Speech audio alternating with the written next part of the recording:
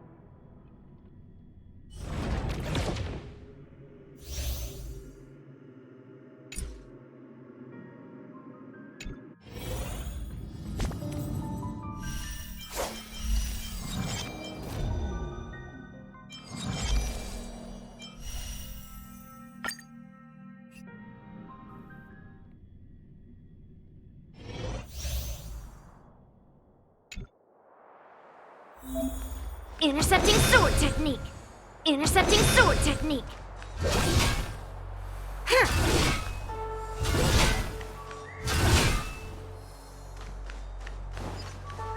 Intercepting sword technique.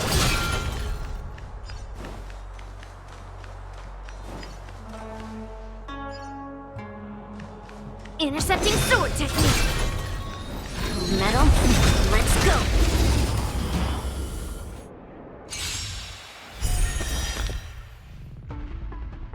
Descend to Earth! We're in trouble now. Within the self, not the sword. Strike!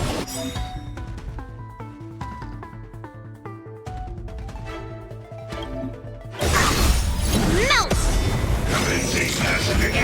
I'm okay. Lead through clouds!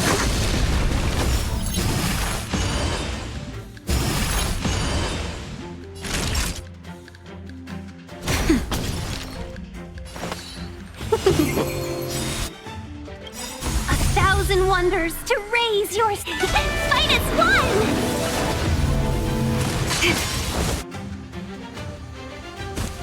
Yes, you! Right on time.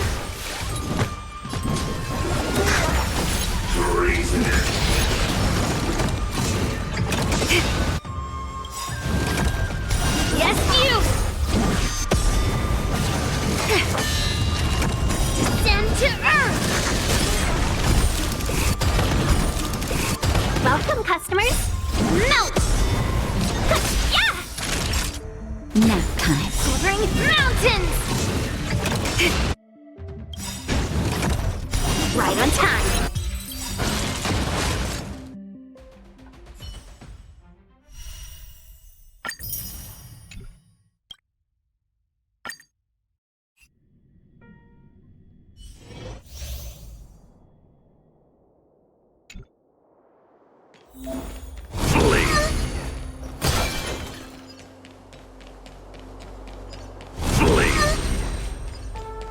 Pray.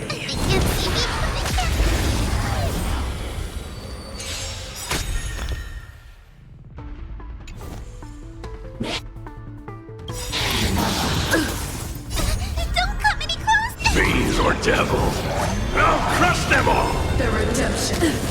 Judgment is here. I can't do this! Enemy data secured. Net markers activated. Time for a good old counterattack! For your sins.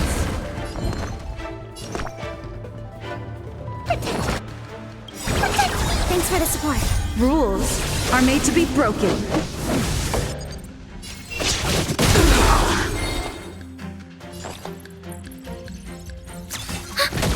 Let's go!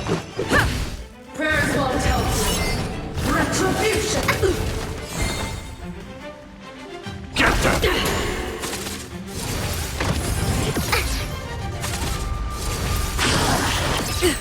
Enemy targets detected. Enemy data secure. Net markers activated. Time for a good old counterattack. Let's make it quick. Just a scratch. Execute the judgment. Get them!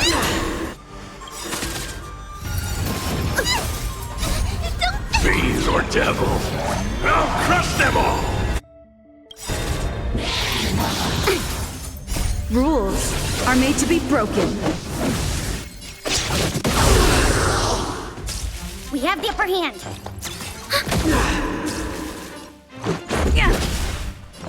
Get them! I've lost my way.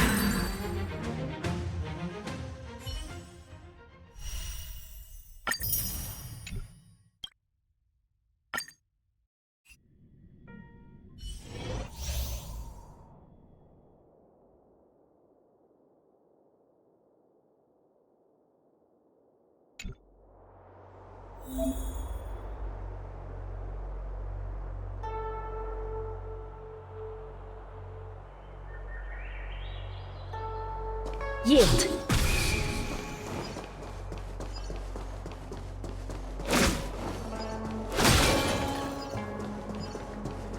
Yield.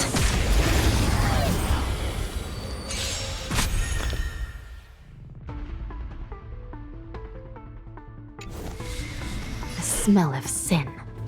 I shall be the judge. By the will of the Ten Lords' decree, hereby ordained.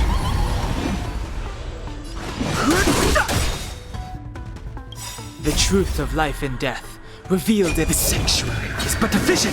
Break! This is our chance.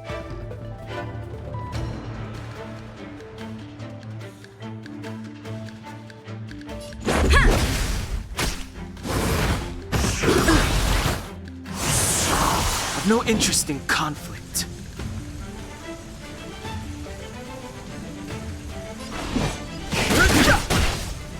Still in denial?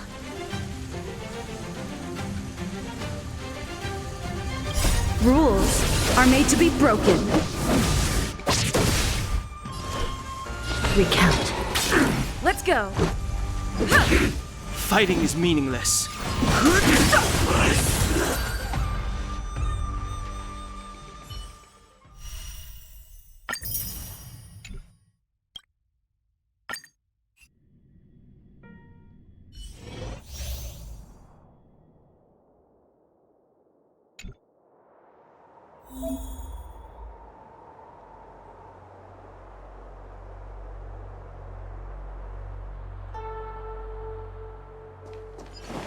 Speed, not haste.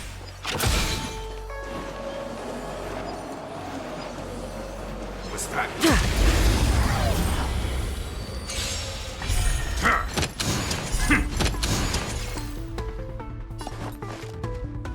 Gale force.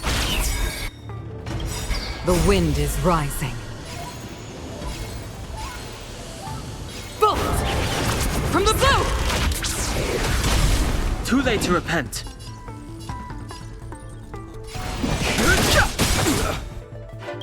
The truth of life and death, revealed in the sanctuary, is but a vision. Break! This is our chance. As easy as that. Rules are made to be broken.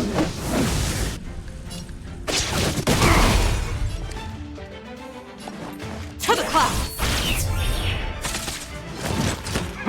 Just a scratch.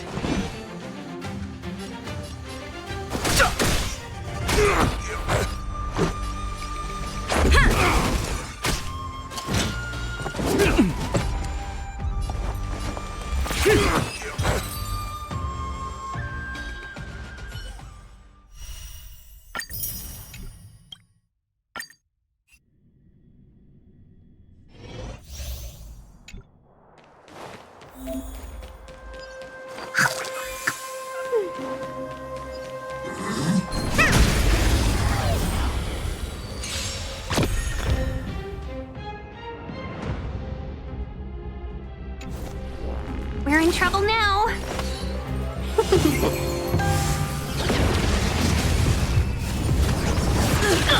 Gotta stop the bleeding.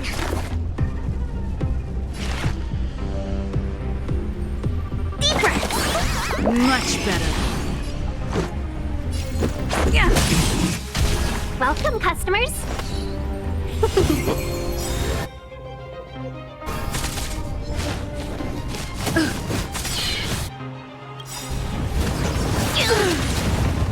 Rules are made to be broken.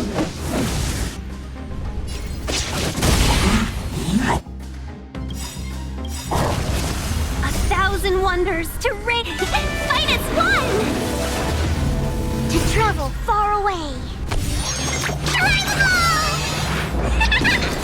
Better late than never. Let's go. Seize the moment. Specimen sighted. Yeah. Rules are made to be broken.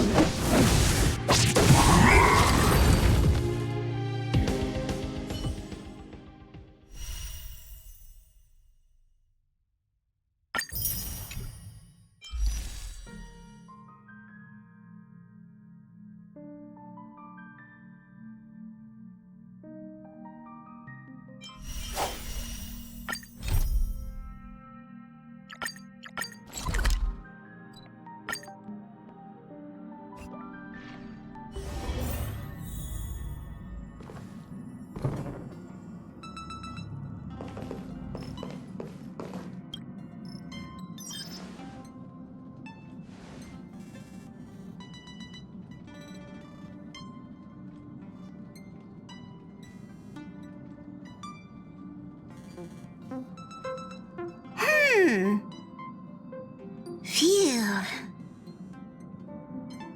What's that, Pom-Pom? Just got a message from the Xianzhou La Fu. Looks like it'll conflict with our original schedule.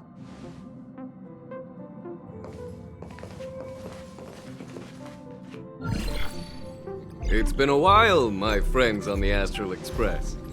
How's your trailblazing expedition going? Soon, the Xianzhou La Fu will be holding the Luminary War Dance. Those who have aided the La Fu in overcoming the crisis are cherished allies of the Xianzhou. Thus, on behalf of the Seat of Divine Foresight, I'm extending an invitation to attend the ceremony. Your presence would be greatly appreciated. Well, things aren't getting lively. We've barely recovered from the family's Charmony Festival, and we're already being invited to another special event.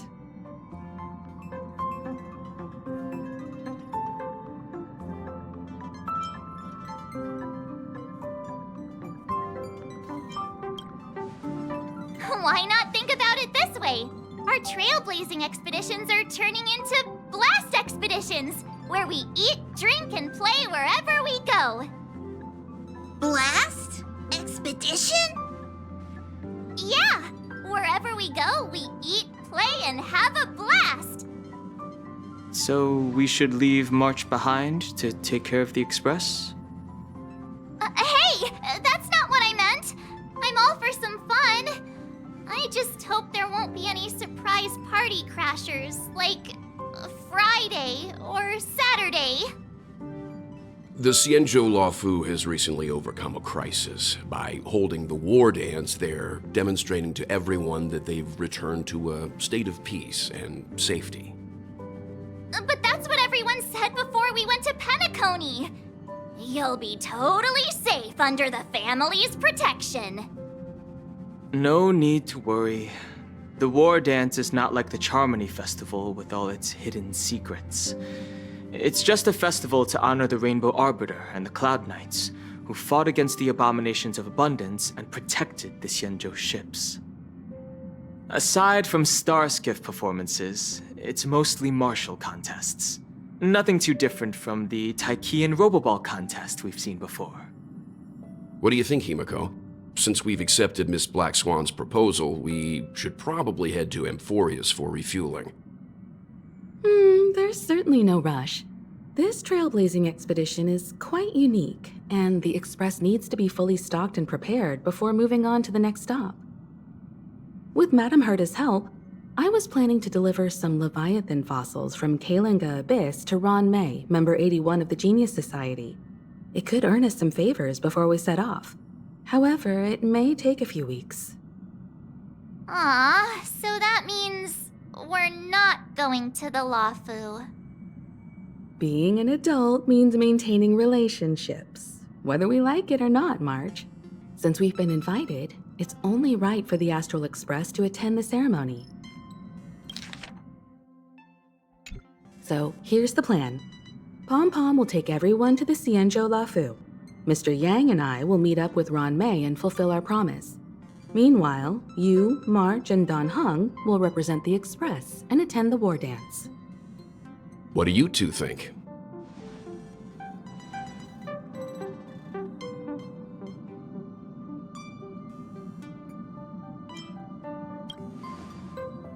Himeko and Mr. Yang will be busy with serious research. Besides, fossils can't compete with martial contests when it comes to fun, right? Plus, you're the only one with so many friends on the Lawfu. I'll be lost if you don't come along. You've gotta lead the way. Now that everyone's on board with the plan, it's time to warp to the Xianzhou Lawfu.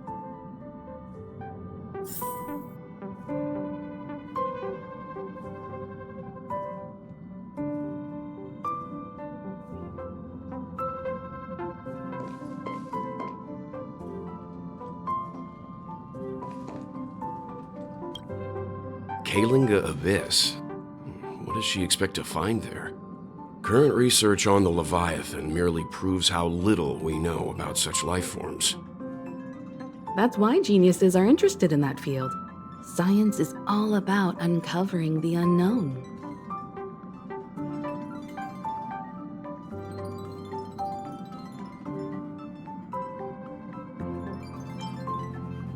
Don't miss us too much. If I stumble upon some cool Leviathan fossils, I'll bring a few back as souvenirs for you.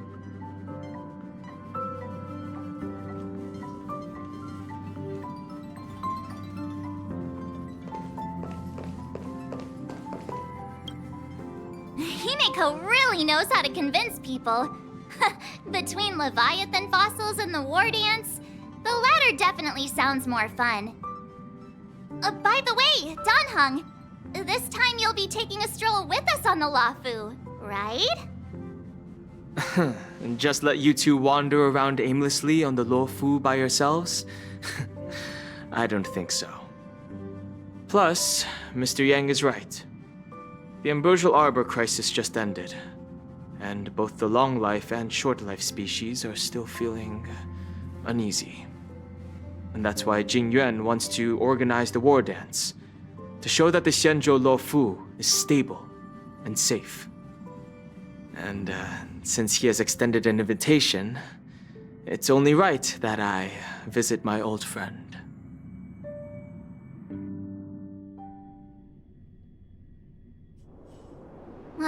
Coming back to this place brings back so many memories, you know?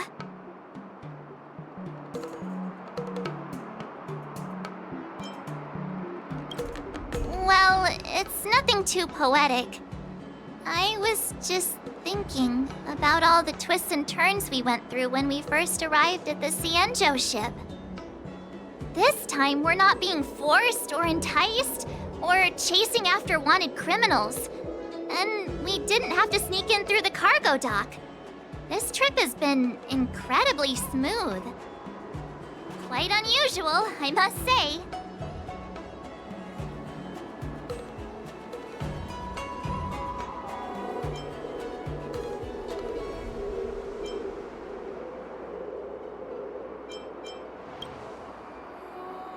I agree.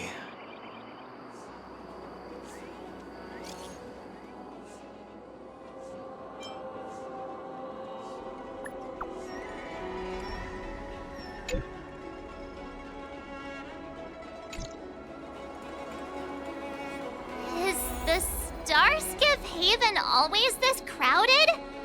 Oh, there's so many people here. I can barely hear anything. Yanqing said General Jing Yuan sent him to welcome us. But where is he? Let's wait for him in front of the loom. It's the most prominent landmark on the dock.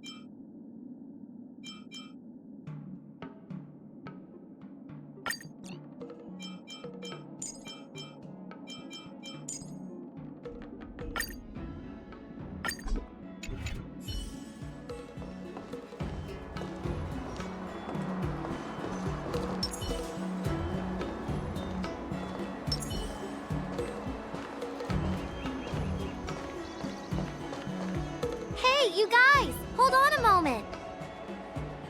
Did they just call us? Look at their outfits. They're from Penacony, right? Are you familiar with the Cienjo Lafu? We know a little bit about it. What do you need? We are from Penacony. Maybe you've heard of it. We came to this ship to gather interesting materials for making dream bubbles. Oh, we just left there. Oh, talk about coincidence. That's great. Do you know any must-see attractions on the Lofu?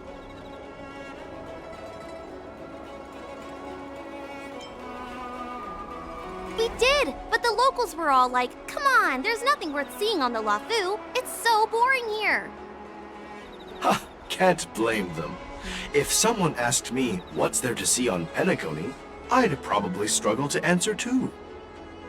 That's why we're asking fellow tourists. Most of the tourists around at the moment are here to attend the war dance. And that's why we're here too. Yeah, we know about that ceremony. But isn't the fighting ring still closed? I've heard the ring was actually converted from a huge decommissioned Lafu fighter jet.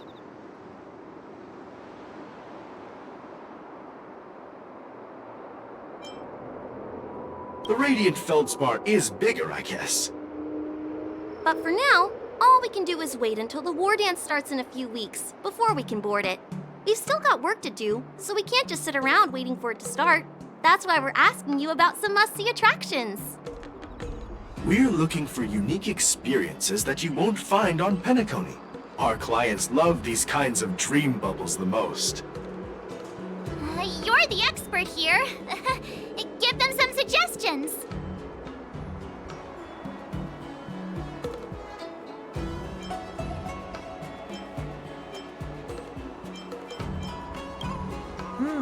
Good idea.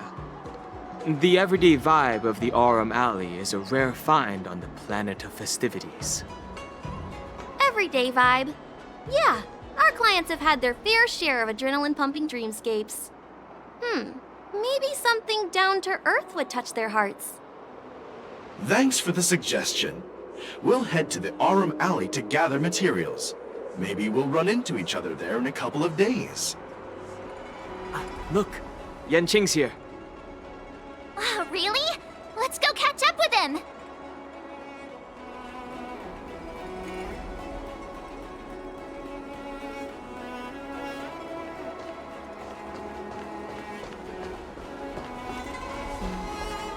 There you are! Everyone, this way!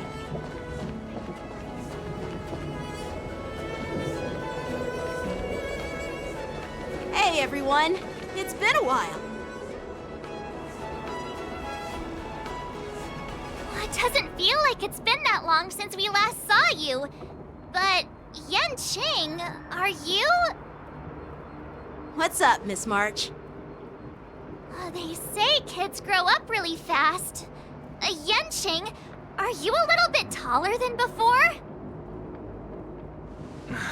We've only been away for a few months.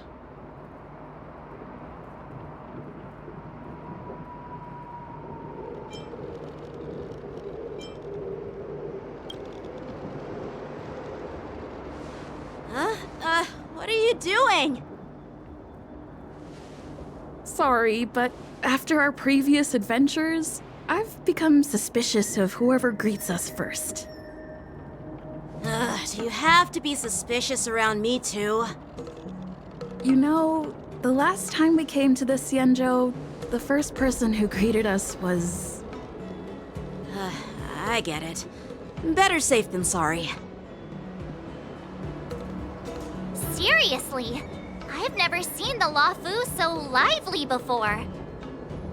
I was a bit worried that holding the war dance right after the Ambrosial Arbor crisis might be too soon. But seeing the bustling Starskiff Haven, I understand why General Jing Yuan chose this timing. Yep. There's people from other delves and travelers like you three who've come from afar. With the war dance coming up, there's a huge number of visitors pouring into the Starskiff Haven. The Cloud Knights are working hard to keep the security tight.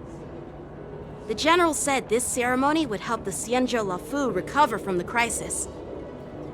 It's a way to showcase our martial spirit, reassure people, boost morale, and attract visitors from other planets to promote trade and peace.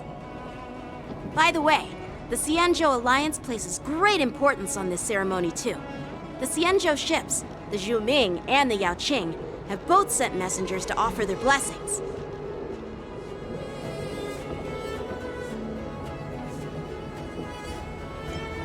Yeah, the Xianzhou Yaoqing is a major force in hunting down abominations, and is always engaged in conflicts across the cosmos.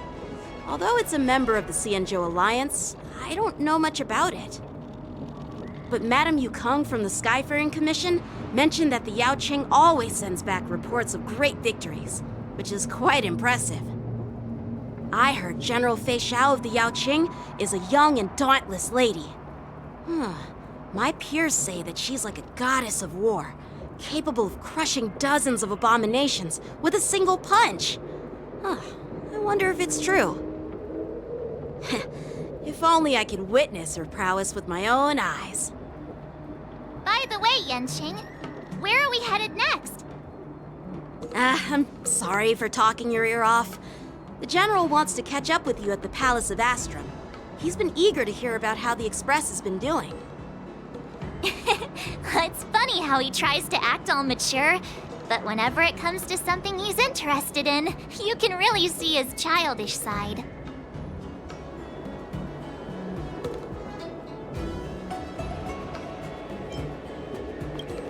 I agree.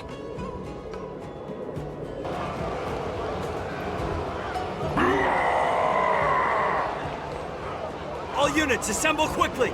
Get ready to protect the crowd! You just mentioned security, and now all of a sudden something's gone wrong.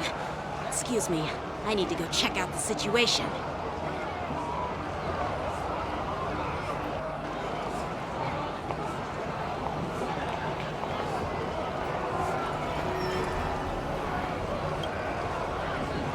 Hey, what's that supposed to mean? We'll go with you.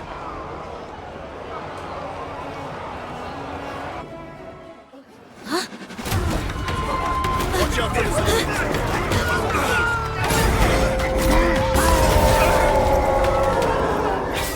Protect the civilians. I'll deal with him.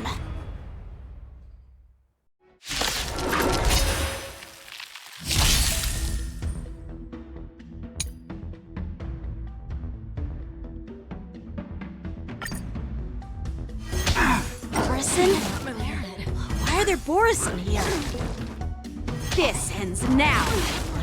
Still waters of oblivion. I weep for the departed. It too shall fall.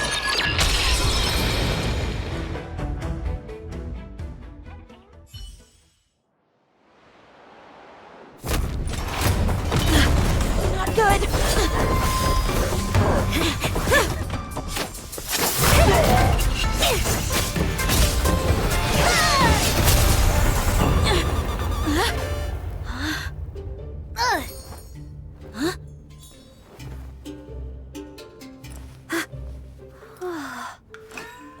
Thanks for the help? Sorry, no time to Chat, could you give me back my...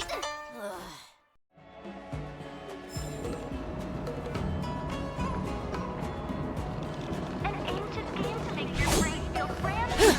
Celestial Day. An ancient game to make your brain feel brand new. Celestial Day. Yeah.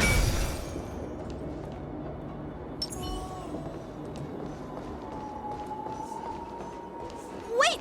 My sword! Let's just get down to business first. I'm sorry, but I'm afraid we'll have to put our plans on hold for now. I need to find out what's going on.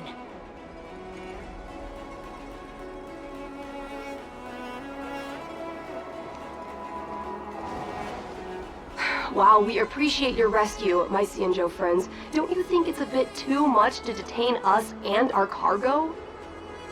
Sorry, but we've been ordered to detain you and your cargo for inspection until we figure out the source of the attack. Once we're done with the formalities, we'll let you and your cargo go. Oh, but this shipment isn't even meant for the Luofu. And it's IPC's patented technology. Who do you think you are to conduct an inspection? According to the protocol, all cargo arriving on the Luofu must go through inspection. Oh, but we didn't officially enter your dock at all. We just sought refuge in your dock because we were attacked by the Borisons. Looks like this argument could go on forever. Let's not get involved in a heated dispute that won't lead to a resolution.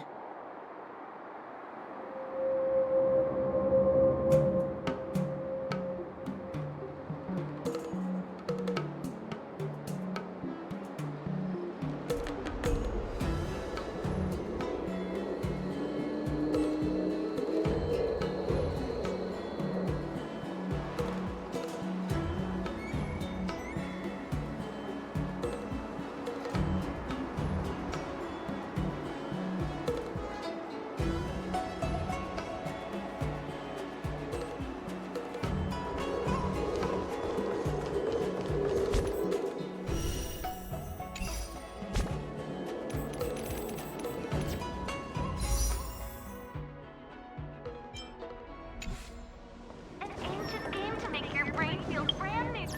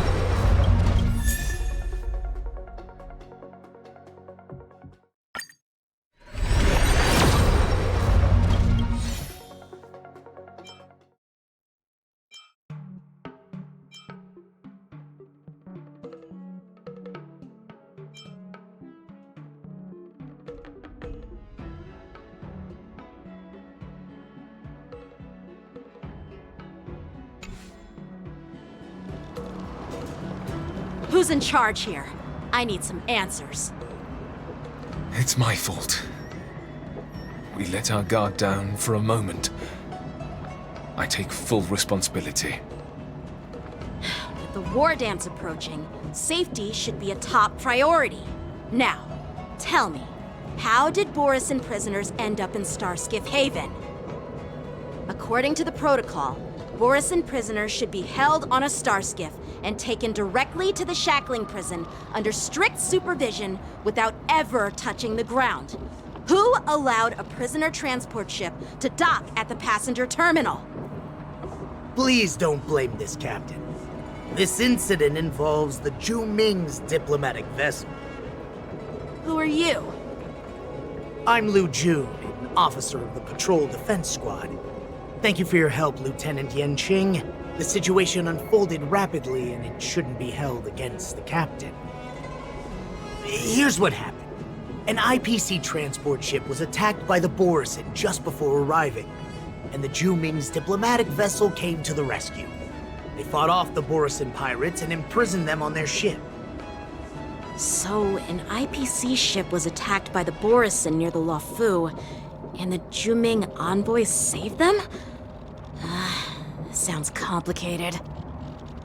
Honestly, it gives me a headache too. The Zhuming diplomatic ship, adhering to standard procedure, docked at the passenger terminal to hand these criminals over to the Luofu. You know, with all the outsiders flooding onto the Luofu, the Starskiff lanes are under immense pressure. The Borisin desperados decided to put up a fight before the prisoner transport Starskiff could get there. And that's what you just witnessed. We'll make sure these prisoners are sent to the shackling prison as soon as possible. I see. It's an unusual situation indeed. I'll report it to the security department of the Realm Keeping Commission and ask for their cooperation in handling the aftermath. Maybe I should gather more details from others so that the Seat of Divine Foresight can have a better understanding of the situation.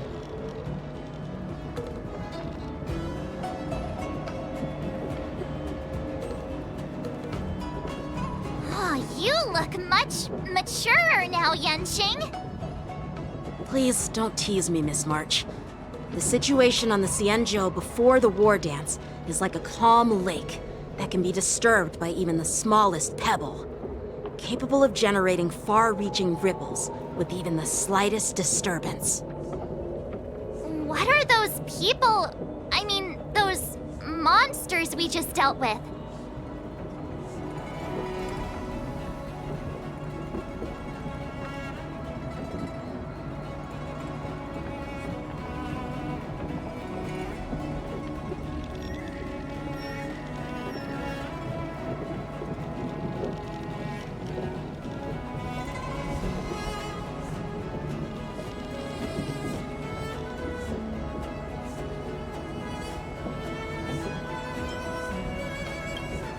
Yeah, those werewolf monsters are known as Borisin.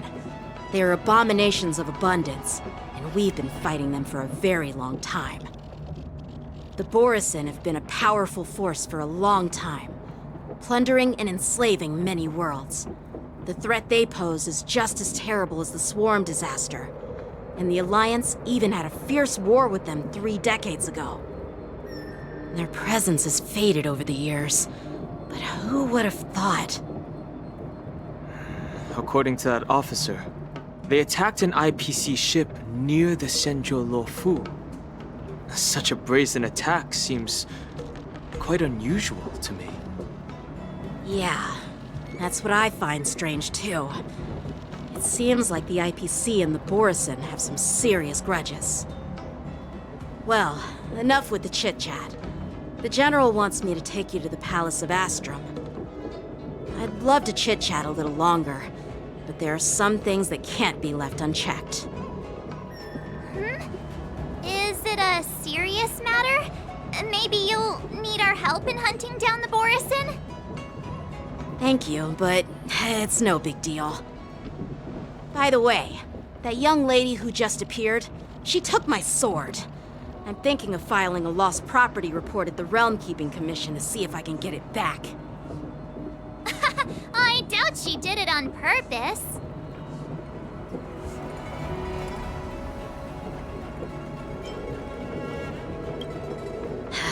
Don't remind me. I just zoned out for a moment, that's all. All right, let's not keep the General waiting. Don't worry. There aren't many people out there with that kind of talent. It shouldn't be too hard to find her.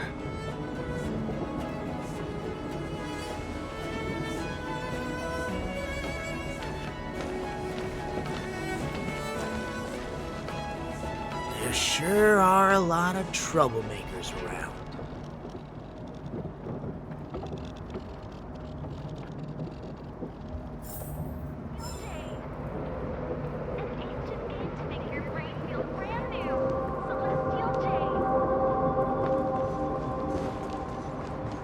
Success and failure.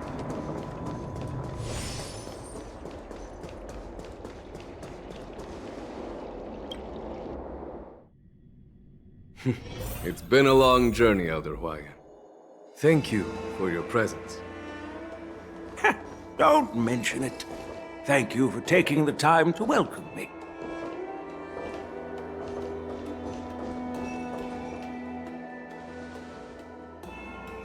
General, I brought our guests from the Express. Oh, I'm sorry for my bad timing. I didn't know you were meeting a guest, General. Don't worry, you're just in time. It's been a while, my friends from the Astral Express.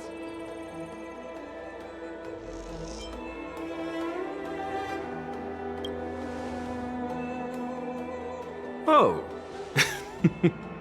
Well, it's an honor to be in your dreams, my friend. Allow me to introduce you to General Hwayan. He's the Arbiter General of the Xianzhou Zhuming, known as the Flaming Heart. No need to be so formal.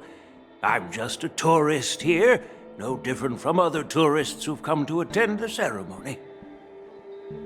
Elder Hwayan is not only one of the Arbiter Generals, but also the Furnace Master of the Artisanship Commission. Besides his martial skills, he excels in forging various weapons. Such talents are unique, even among the Arbiter Generals. Be it Arbiter General or Furnace Master, these are merely titles given to me long ago.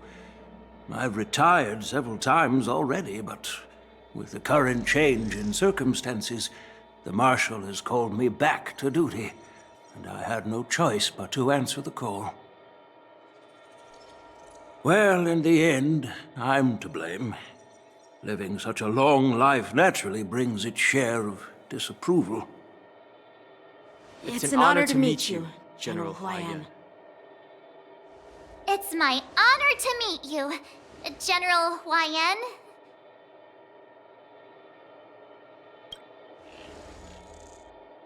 No need to be all formal. Today I'm just a guest on the Luofu, the same as all of you. So, these three are the ones you mentioned, Jingyuin?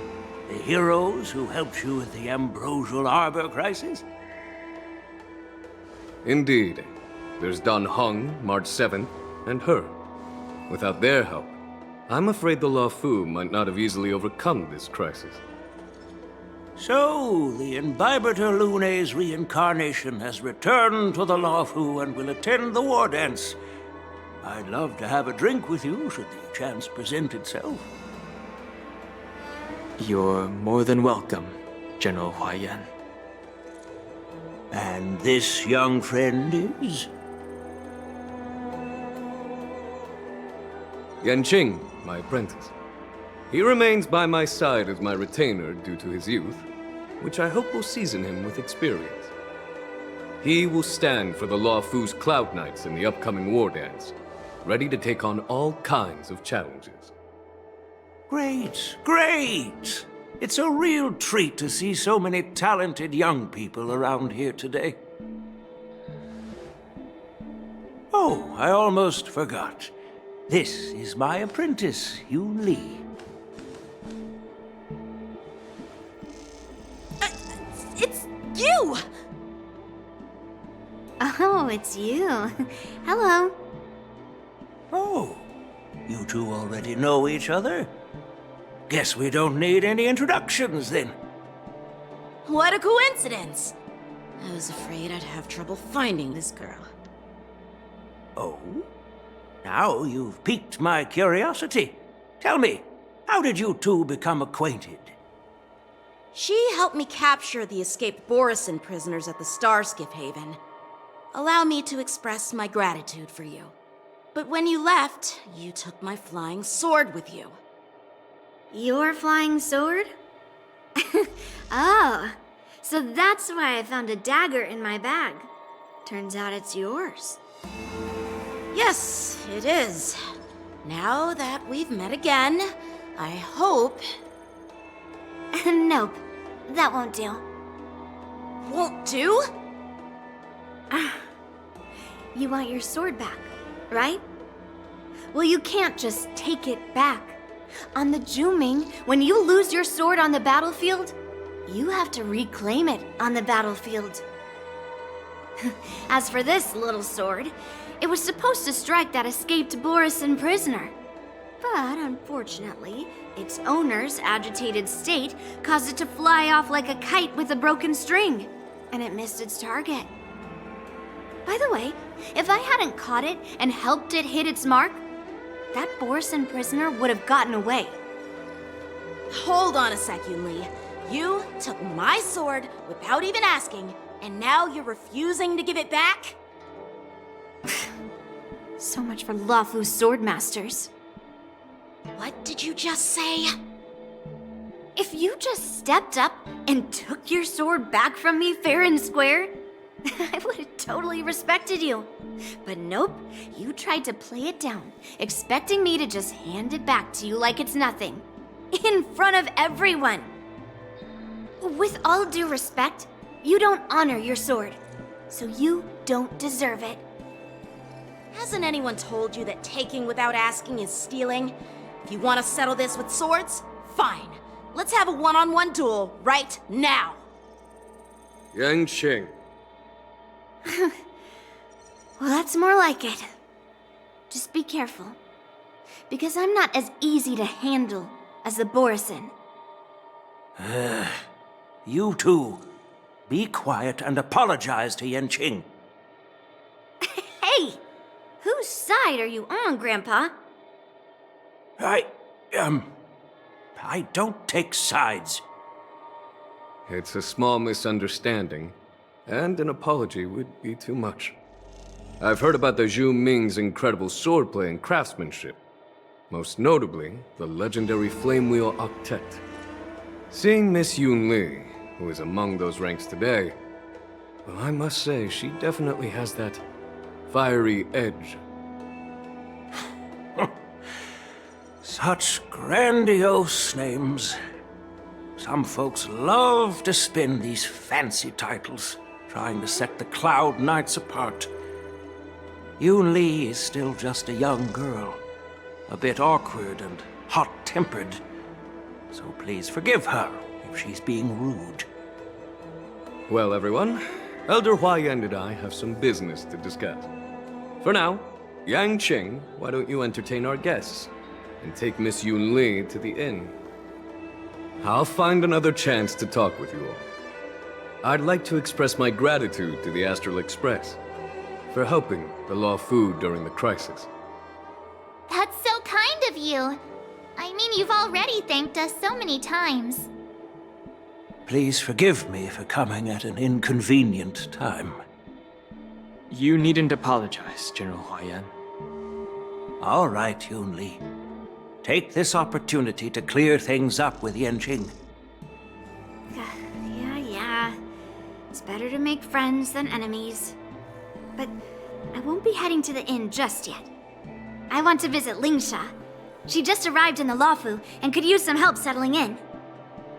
Yang Qing, once you've helped our guests get settled, go to the Artisanship Commission for me. I've heard about the attack and the detainment of the IPC ship. Qingzu sent word that the IPC members are protesting and wish to have their cargo back. See if you can calm them down. Don't get aggressive. Just make it clear that the Xianzhou Luofu has no intention of violating their rights. I'm on it.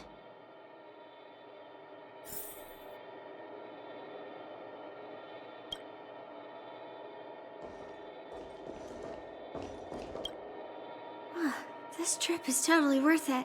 Compared to the Juming, the Luofu is so much livelier. But it's a shame the Luofu swordmasters don't seem that great.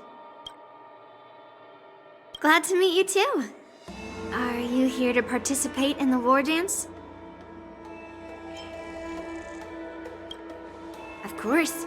To honor martial arts, the Cloud Knight's ring is always open to outsiders. If you can defeat the ringmaster selected by the Xianzhou, you'll not only win rewards and prizes, but also be Sounds tempting, doesn't it?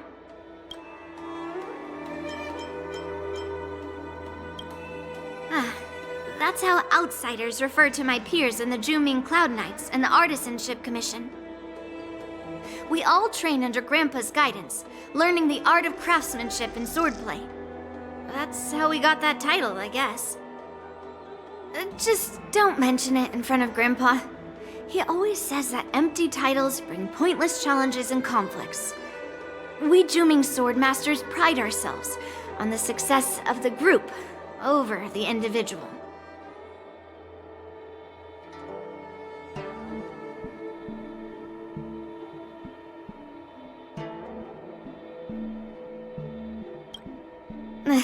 I have some things to do. Besides, little Yen Qing doesn't seem too happy about me tagging along.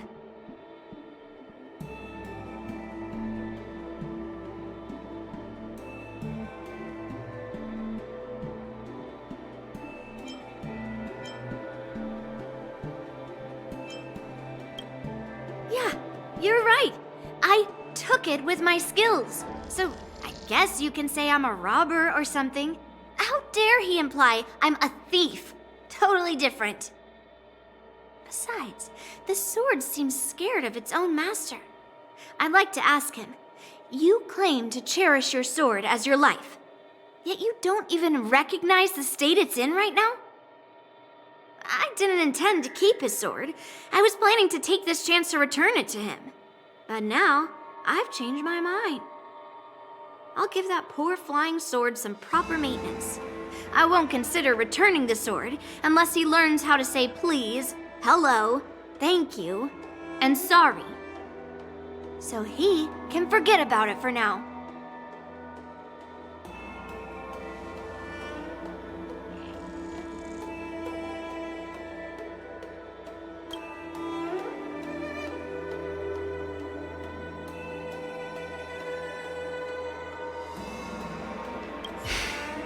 I'm sorry for Yang Qing's rudeness.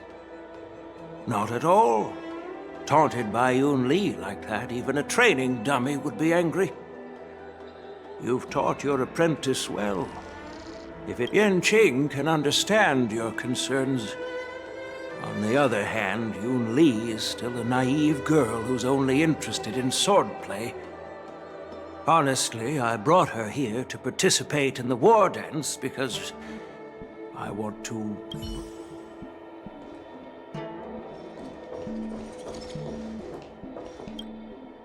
This is the report Qingzu just sent me. Let me take a look.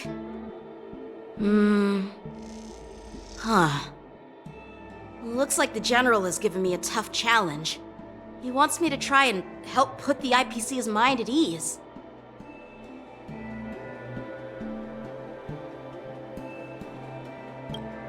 Well, it's not exactly a test. As Cloud Knight officers, we not only learn the art of war and martial arts, but also occasionally have to handle diplomatic disputes. It's just, you know, talking things out isn't as straightforward as duking it out with weapons on the battlefield. This is especially true when you're up against the IPC, with their non-stop corporate babble. Well, let's not worry about that for now. Shall I take you to the inn?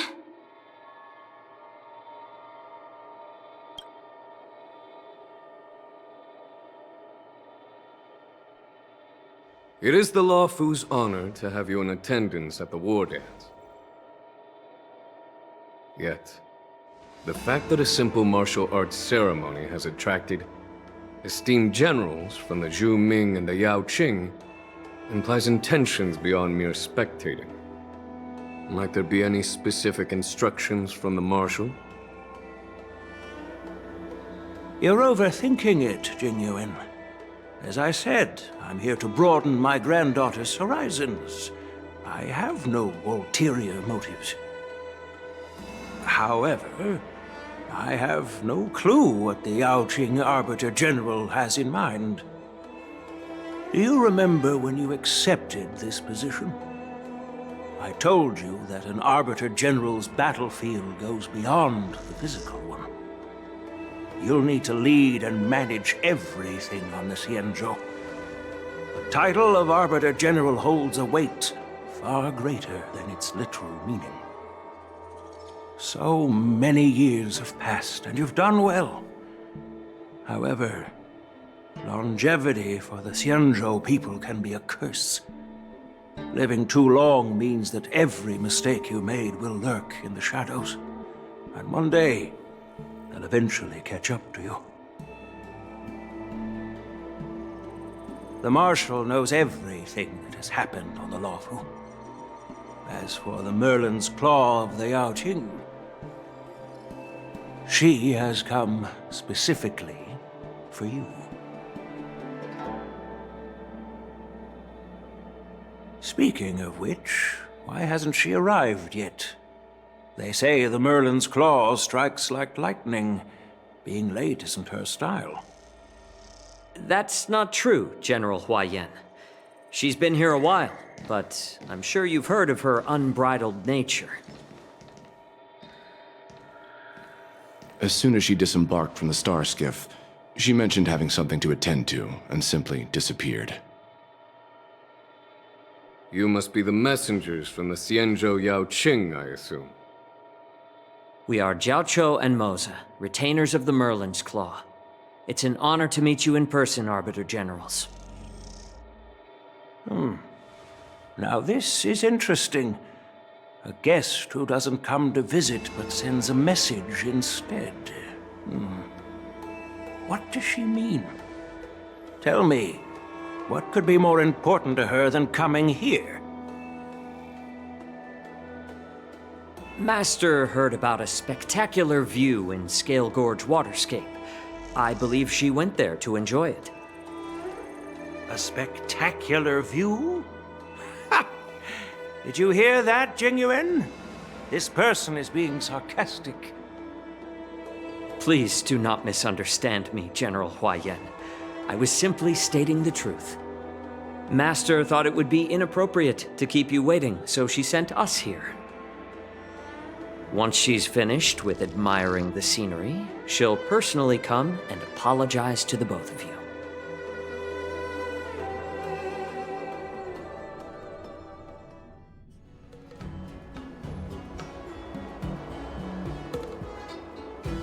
Drat! I forgot to ask Yun Li to return my sword.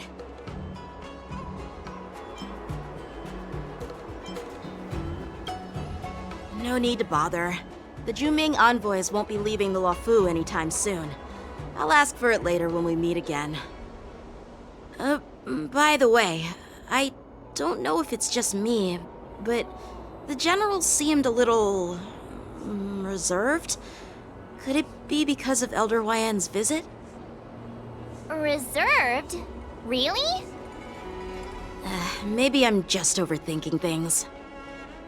No, you're not. When I entered the Palace of Astrum, I realized that the messenger from the Xianzhou Juming was actually the Arbiter General himself. So, the messenger from the Xianzhou Yaoqing must be the Merlin's Claw herself, I presume. That's right. Well, that's what makes this entire thing so unusual. What's so unusual about it? They simply received an invitation from Jingyuan, just like the crew, right? The war dance is just a small festival. And now we have 2 Arbiter Generals from other Xianzhou ships here. I'm afraid they're here for something more. Maybe they've come to hold Jingyuan accountable for the Ambrosial Arbor crisis? Hold him accountable? Come on, didn't the Luofu fall victim to the disciples of Sanctus Medicus and the Antimatter Legion? Why would they blame the victim? Donshu's rebellion and Ventilia's scheming are merely one side of the story to the other Arbiter Generals of the Alliance. Only a single piece of incontrovertible evidence remains, creating an endless source of potential complications. The Ambrosial Arbor. Yes. It's undeniable that the plague mark, which was subdued by the Xianzhou Luofu, has resurfaced. But was it really a conspiracy instigated by the Antimatter Legion? Or does it indicate a traitorous intent from within the Luofu, implicating Jingyuan himself? Once the spark of suspicion is kindled, it proves hard to extinguish.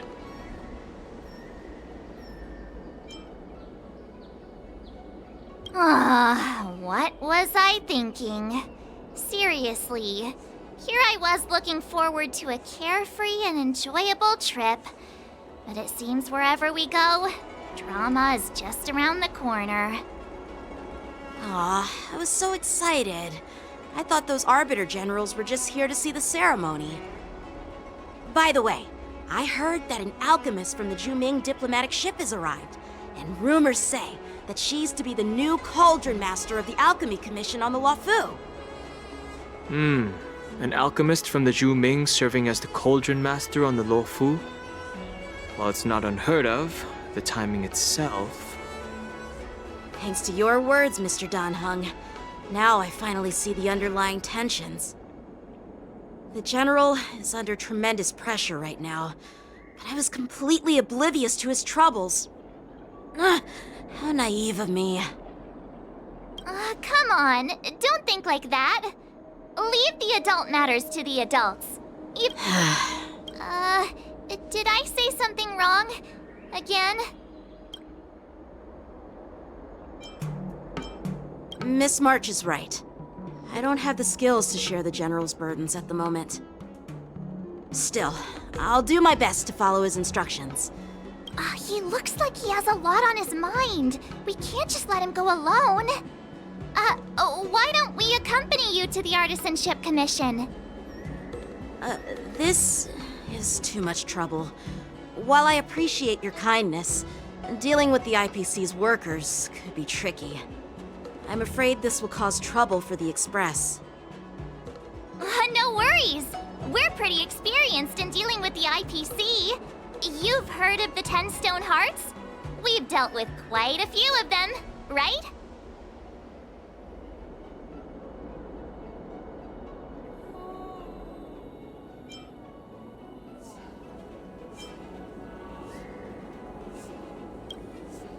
What's with you turning into a scaredy cat?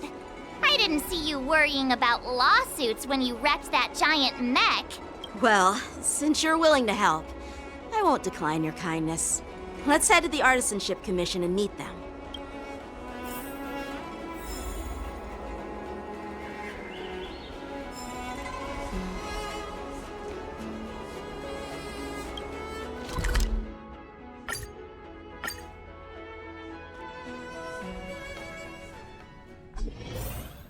Can I really reason with you Xianzhou people?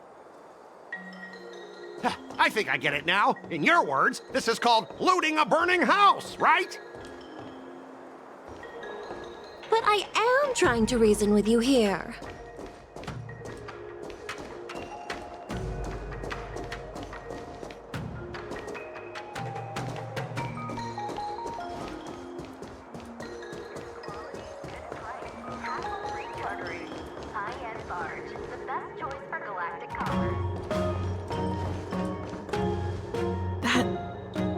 Toxic voice sounds familiar. Haven't I heard it before in Auron Alley? You know what? This isn't my first time dealing with the Skyfaring Commission. I can handle your unreasonable ways. But straight up snatching IPC cargo, isn't that going a bit too far? Just as I've said it many times already. Once we've inspected the cargo and completed the security check, you can be on your way. Is there something wrong with your ears, or is it just your brain? I'm hearing you loud and clear. I'm thinking clear. And my answer is crystal clear. Not a chance. Keep detaining my cargo, and I'll file a complaint directly with your general.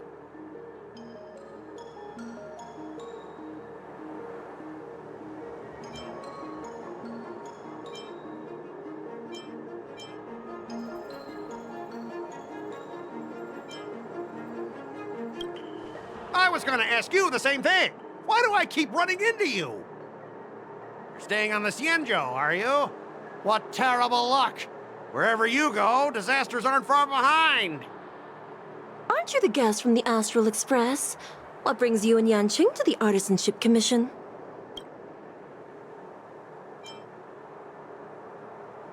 trouble caused by the IPC? I'd say it's caused by the Skyfaring Commission. Looks like you've met this IPC worker before. I'm not sure if that's a good or a bad thing. I was sent here to deal with the IPC protest, Miss Shikwe. What's going on here? As you know, this IPC transport ship was attacked by the Borison and rescued by the Juming's diplomatic ship. Then the Cloud Knights were instructed to bring it back to the dock for repairs and inspections. And this is Mr. Scott, the person in charge of this transport ship. So, you're Scott. I've heard her mention you. Weren't you kicked off the Lafu before? Like I wanted to come back. I thought I'd just dock at the harbor for repairs and leave this forsaken place for good. Little did I know, as soon as the ship entered the harbor, a bunch of Cloud Knights showed up and snatched all our cargo from the hold. What do you mean by snatched? I've told you 1,000,000 times. It's a security check. Then why did you bring the cargo to the Artisanship Commission? Listen here.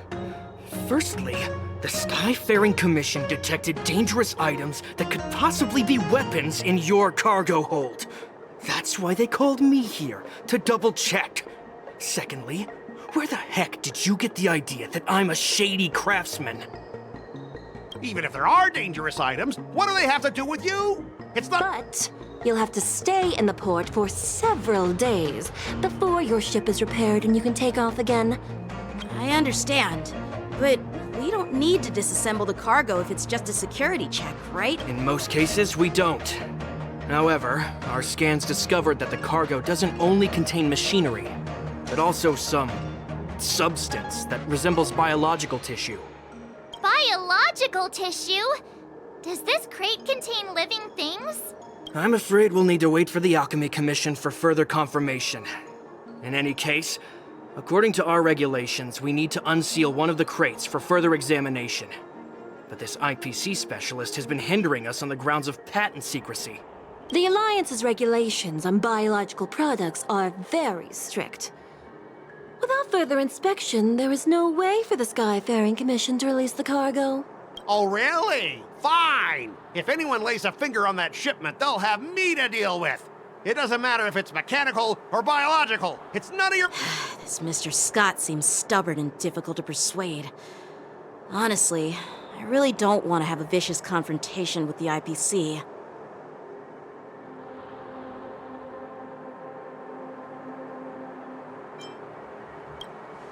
I heard how you helped Aramali.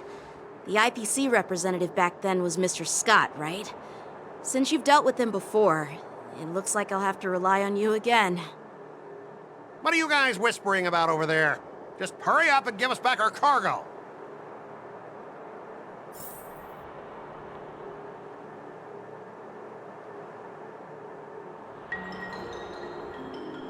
Good quality, good price.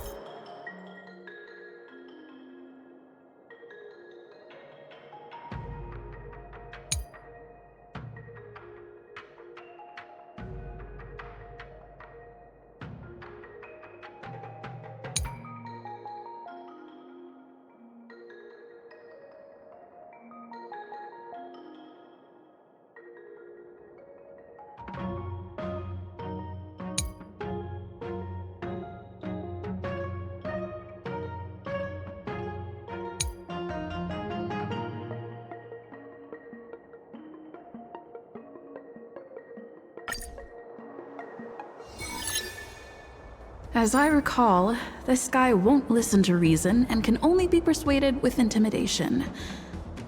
But he does seem to follow rules to some extent. Let's use that against him. Speaking of regulations, we have our own laws and regulations too. According to Article 4 of the Xianzhou Alliance IPC Trade Consensus, the Alliance and IPC shall never infringe on each other's intellectual property.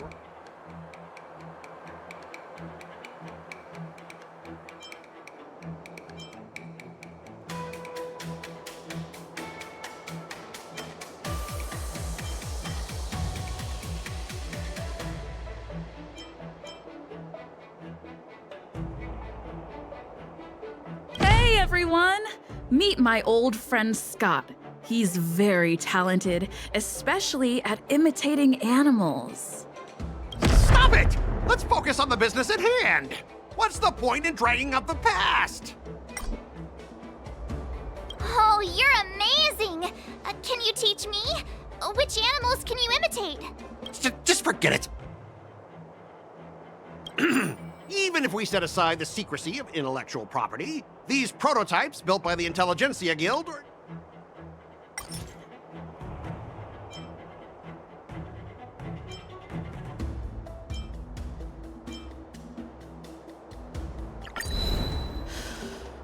Your logic is too confusing for anyone to follow. Maybe you should learn the art of communication from a monkey before you continue spouting nonsense?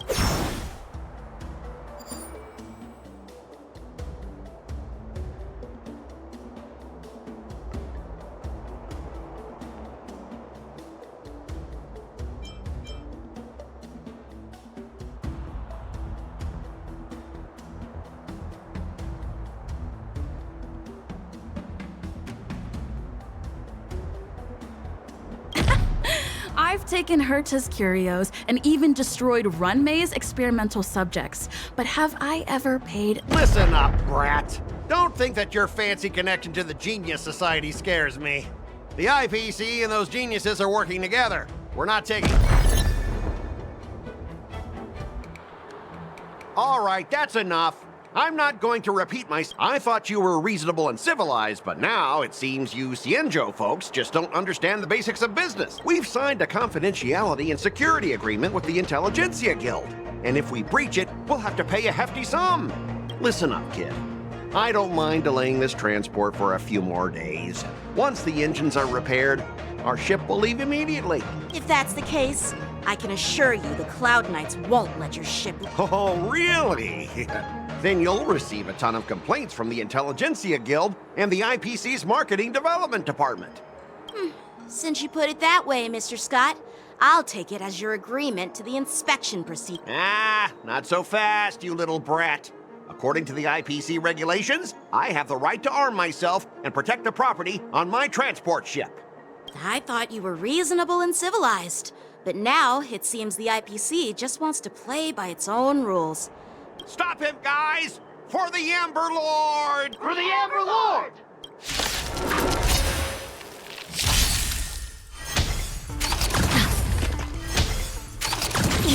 On the still waters of oblivion. Ill fate descends! Together as one! Human creations! Get hurt. I weep for the departed. It too shall fall.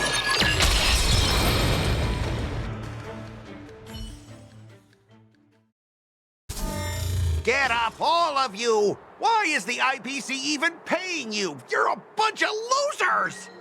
Just be grateful that that little brat showed you mercy. At least your staff aren't seriously injured. How do you IPC cronies have the audacity to fight Cloud Knights? You practically assaulted law enforcement officers. Another one? Who the heck are you? I may be a bit late, but the good news is, I'm here. Allow me to introduce myself. I'm Lingsha, Cauldron Master and head of the Alchemy Commission on the Law Fu. Could she be? Yeah, she's the new Cauldron Master assigned here from the Cienjo Juming. I received a report from the Artisanship Commission about cargo containing samples of unknown organisms. It said they needed help from the Alchemy Commission. I had nothing better to do, so I came myself. It's fine, Mr. Scott. If you really don't want your cargo to be inspected, it doesn't matter. It doesn't matter? How can you say that? Why are you being so nice all of a sudden? Well, since you're not going to check it, I'll take this crate and be on my way. Is that okay with everyone? Yeah, sure. Why should I object? Not only this sample, but all the goods on the transport ship are yours to keep. Like I said, we won't inspect them. Wait a minute!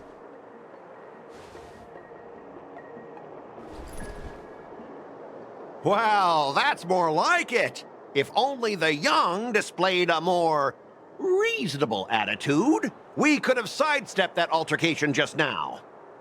Our ship will leave in a few days once the engines are repaired. Your ship can leave whenever you want, but I'm afraid I can't say the same for your cargo. According to the import and export regulation signed between the Xianzhou and IPC, all biological shipments can only leave the port when they have confirmed to be of no threat, or when all biological activity expires. Since we can't determine if your shipment is safe for the environment, I guess we'll have to wait for its biological activity to expire. Let me check the previous cases. Normally, it'll only take around 47 star calendar years. Only 47 years? Why so surprised? You're still young and full of energy. I'm pretty sure you'll live a few more decades. Have some confidence in yourself. Ha! Typical of a long-life species. Your words are dripping with sarcasm. While you may not care about time, I do. I'll be demanding double compensation from the Skyfaring Commission for every minute wasted. Sure thing, Mr. Scott. You seem pretty confident that your career and life will last long enough to witness this victory unfold.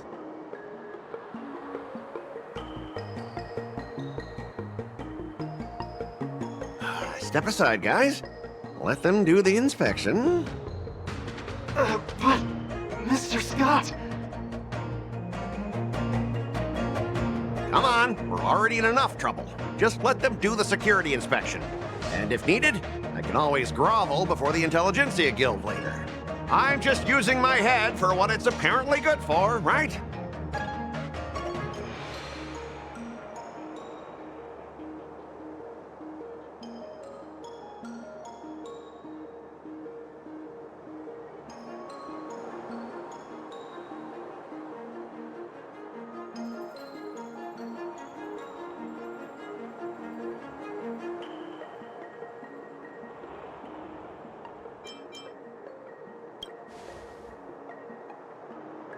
Well, honestly, at least you're not as annoying as that woman.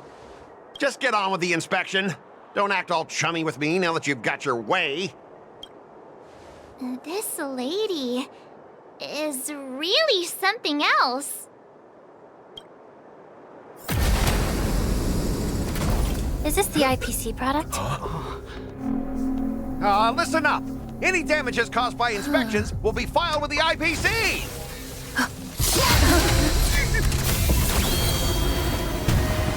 Turn it off!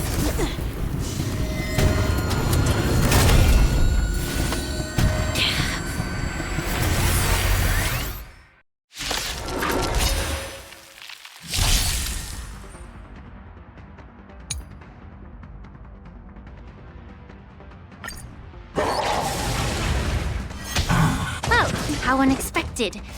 That was a surprise. Time to say bye. Boom. Destined for oblivion. I weep for the departed. It too shall fall. Ill tidings manifest. Converge and awaken.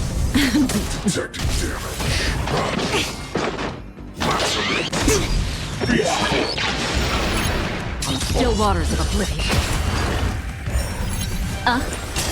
Relax. Beneath the waters lies an endless abyss.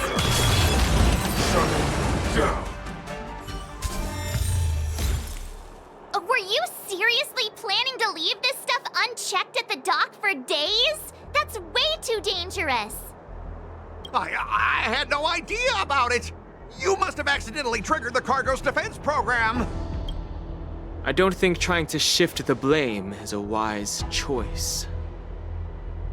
But seriously, I don't know why that thing suddenly started moving.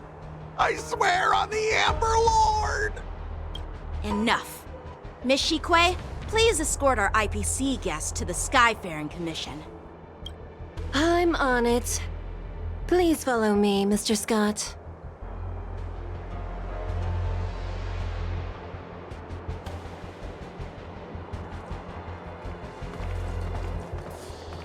Gentlemen, our preliminary inspection shows that there is indeed hidden biological tissues inside, just like the craftsman feared.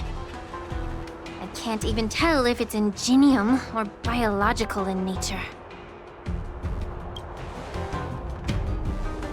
The core of this device is what they call wetware in industry slang. To put it simply, this machine operates with a kind of biological nerve as its control center.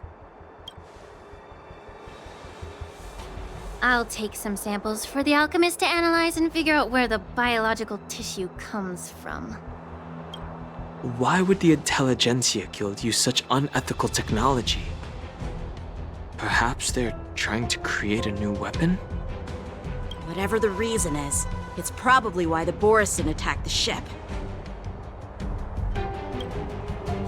No wonder the IPC were trying to obstruct our inspection. I'll contact the Ten Lords Commission and ask the judges to come and give their final verdict on this. According to our rules, all prisoners and weapons involving dangerous creatures must be taken to the shackling prison for further sentencing. After all, it's the safest place on the Luofu. As for you, Mr. Craftsman, please go with the Cloud Knights and explain the situation to the judge.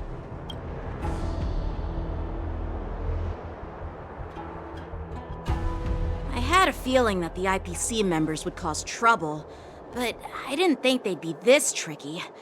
Thanks for your help, Miss Lingsha. I should thank you for saving my life. Your sword skills were impressive. Taking down that big guy. I thought the General's retainers were all burly martial masters. I didn't expect Yenqing to be so...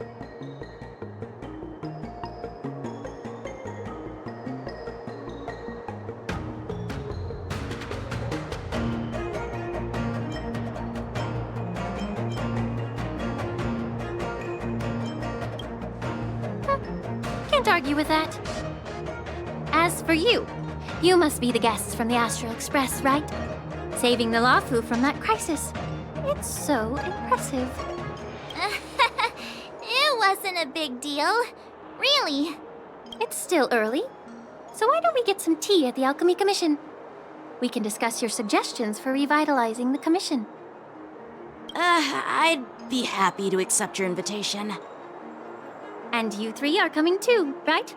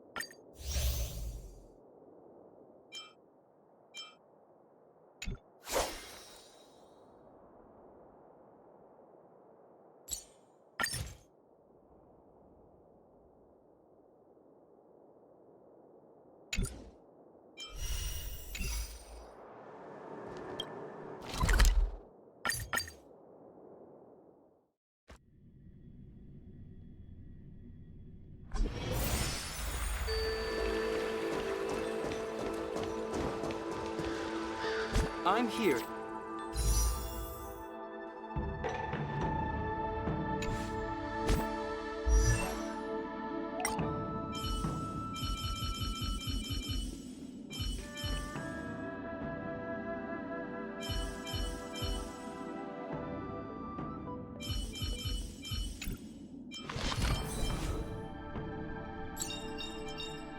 The heavens are vast. The kite flies where it wishes.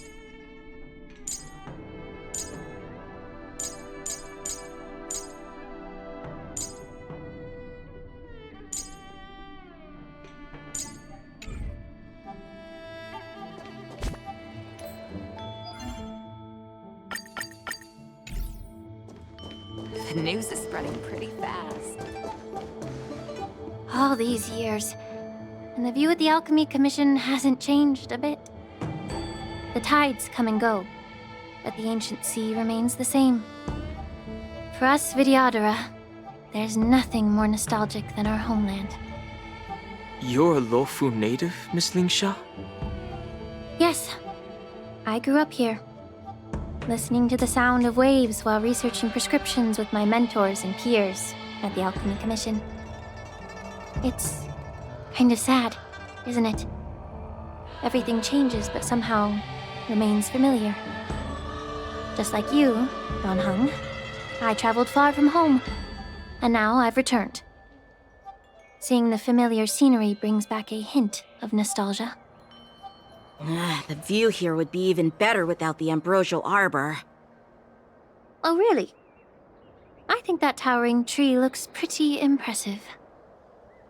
Even if it's impressive, it's a plague mark. The Xianzhou have been fighting abominations for thousands of years. And now that the ambrosial arbor has been reborn, it's only natural for everyone to feel uneasy. Well, once a seed is planted, no matter how long it takes, it'll eventually sprout and bear fruit. In my humble opinion, the rebirth of the ambrosial arbor and the resurgence of the disciples of Sanctus Medicus were inevitable. The seed was already planted when the ancestors of the Xianzhou sought immortality.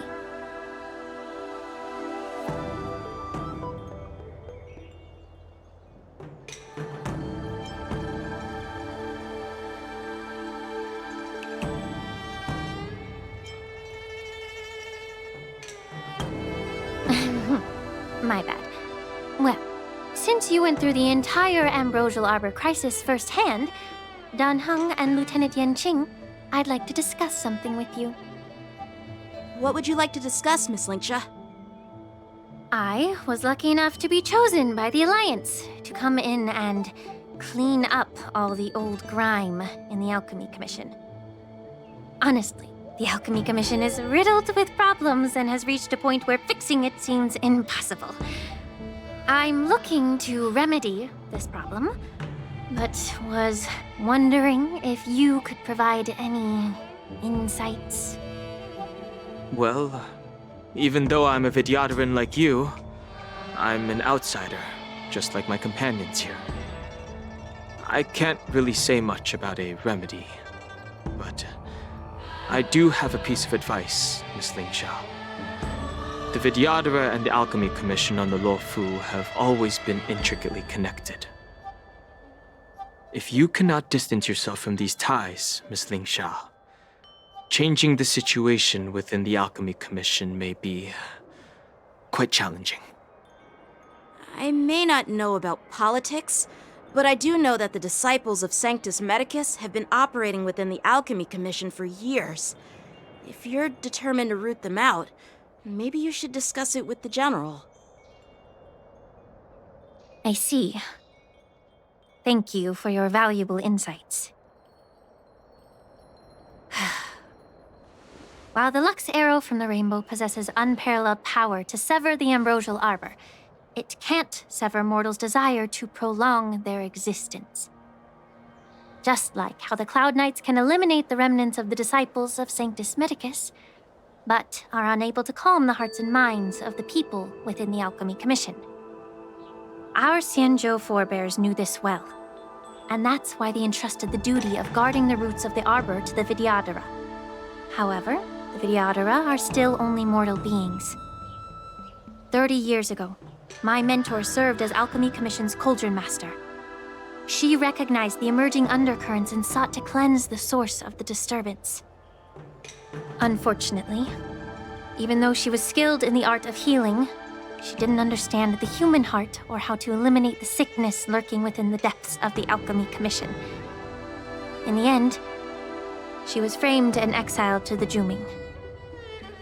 I was also implicated and had to leave the Luofu. And guess who arbitrated the case and handed down the sentence? None other than General Jing Yuan himself. What? You heard it right. The ones responsible for the corruption in the Alchemy Commission are not just the remnants of the disciples of Sanctus Medicus, but even the Divine Foresight himself.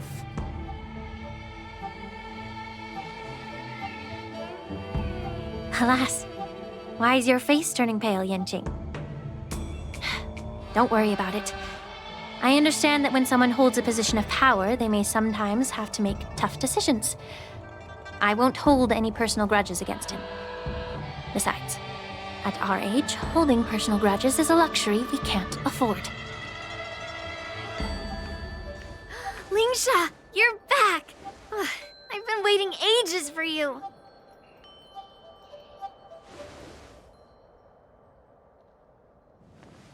Yunli! Why aren't you with your grandpa? What brings you to the Alchemy Commission? Well, let me take this opportunity to introduce you to Yanqing. What a small world. You stole my sword! Give it back! I see. Let's skip the introduction part then. Why do I keep bumping into you? Are you stalking me or something? Of course not. Unlike you, Miss Yunli, I have important things to take care of. You, on the other hand, seem to have all the time in the world to wander around without returning my sword. Grandpa used to say that a sword reflects its master. I talked to your sword, and it told me that you've been distracted. You hesitate when you should strike, and you struggle to stay calm when your sword is unsheathed. Now that I see you again, I realize your sword was right. It wasn't me who took your sword. It was you who lost focus. Do you really expect me to believe that nonsense? I've been taking it easy on you because you're a guest from the Juming, but you're not taking the hint. Don't people from the Juming know you're supposed to return what you've borrowed? Just look at this flying sword. Even if I gave it back to you now, it'd just be taken away again in a few hours. You know the Cloud Knight saying, a Cloud Knight must never let slip their weapon. Yes? Well, sure, I can give it back to you now, but on the battlefield, that's a whole different story. Poor flying sword. Fine! You don't have to give it back, because I'll take it back myself!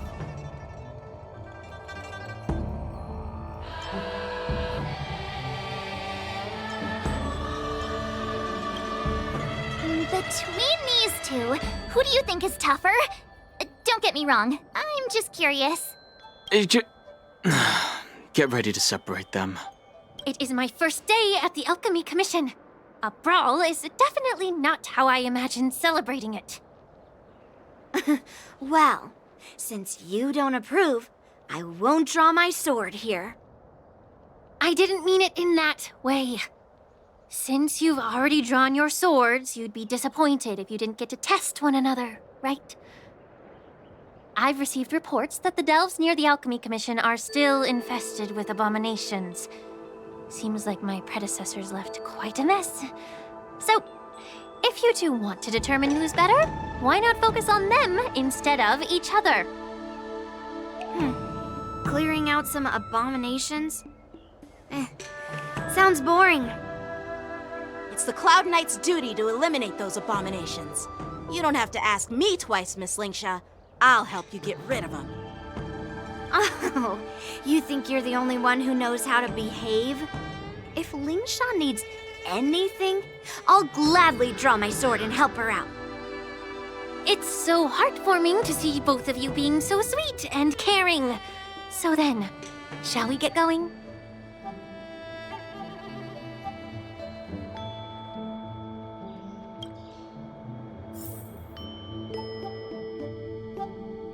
Ever since the disciples of Sanctus Medicus were eradicated, their experimental abominations have been festering here. If you want a contest, I'll be the referee. The one who kills the most abominations within an hour wins. Lingsha, as always, You're still an expert in making unpaid work sound so noble and grand. It's for your own good, little Yunli. While you desire to compete against each other, I don't want to see either of you getting hurt. That's really thoughtful of you, Cauldron Master. So, are you both ready?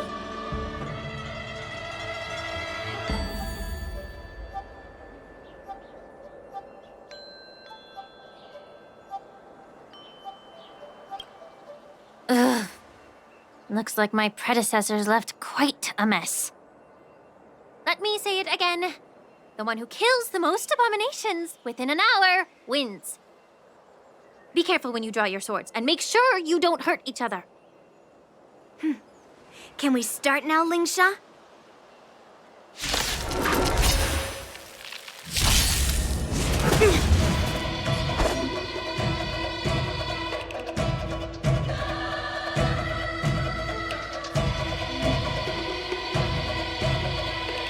Blade and flight! Destined for oblivion. Converge and awaken! Human creations!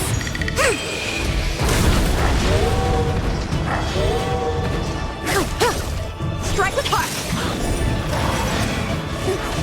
I didn't expect someone who can't even hold on to his sword to actually have some skill. It too shall fall. Stand to earth!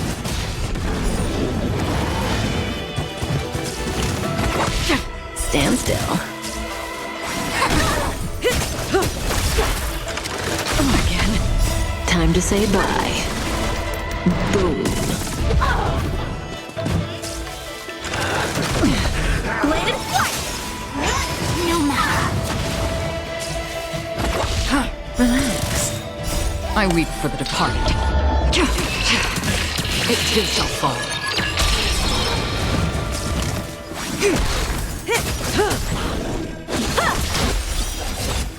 Stand still. Through clouds!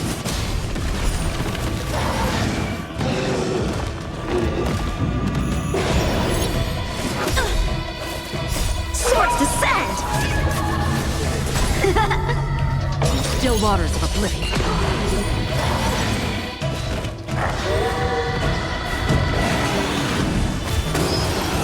Again. Together as one! Human creations!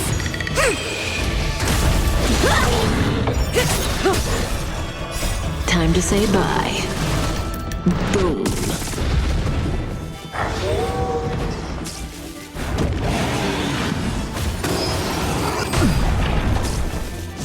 Didn't hurt. Relax. Strike with heart! Stand to earth! You've got style with those moves, but you're not striking where it counts. It's such a shame to see you misuse your sword like that. I weep for the departed. It too shall fall.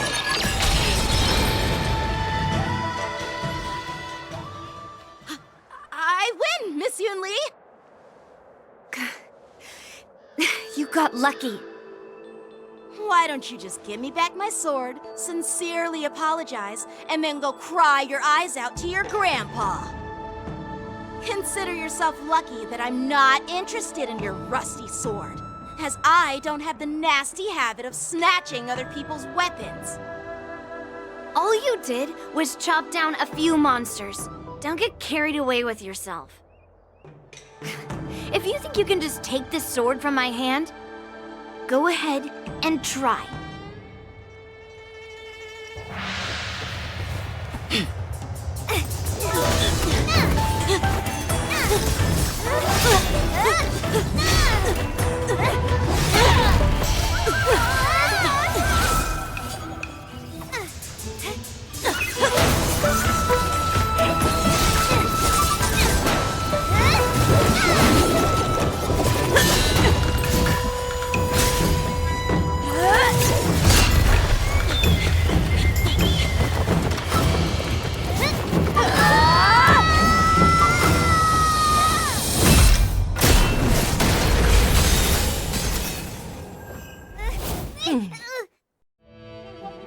Well fought, my young friends.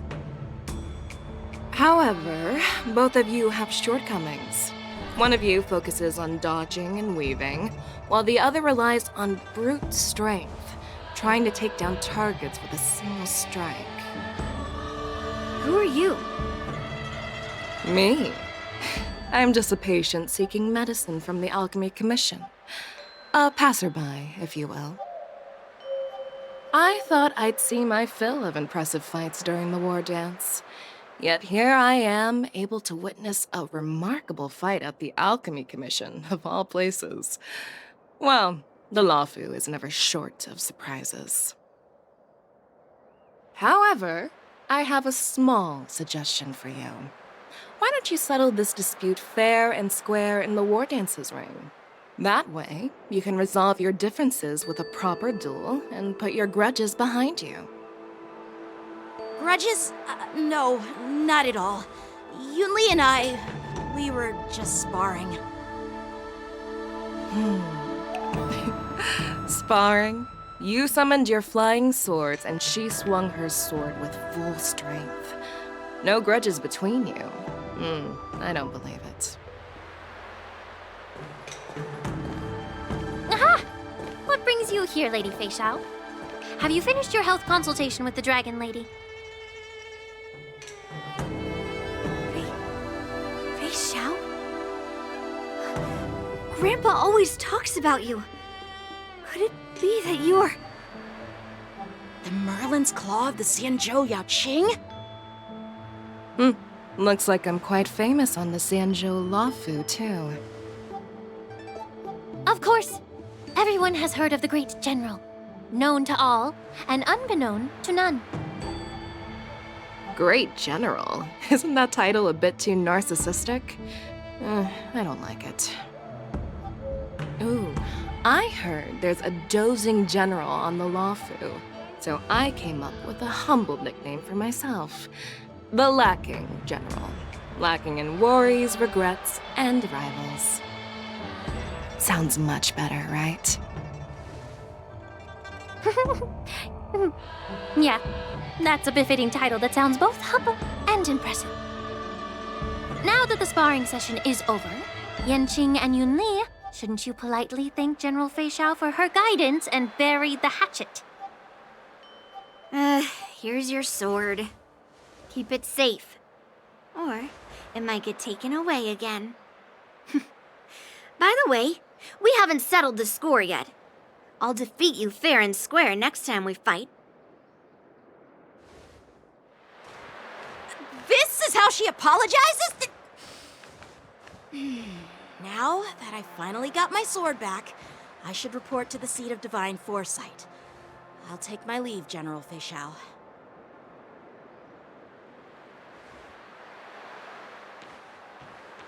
Oh, by the way, Miss Lingsha, if you've got some free time, I'd like to invite you to the seat of divine foresight for a chat with General Jingyuan. I think there's more to those personal grudges you mentioned earlier.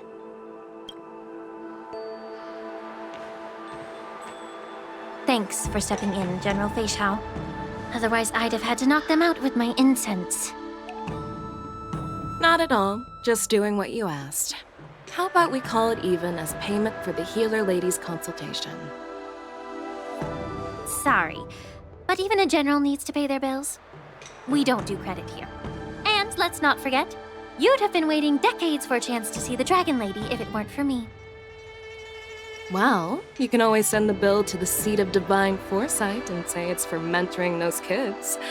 After all, it was quite the effort splitting them up. I nearly had to get tough. Now, if you'll excuse me, I need to find a spot and get some fresh air.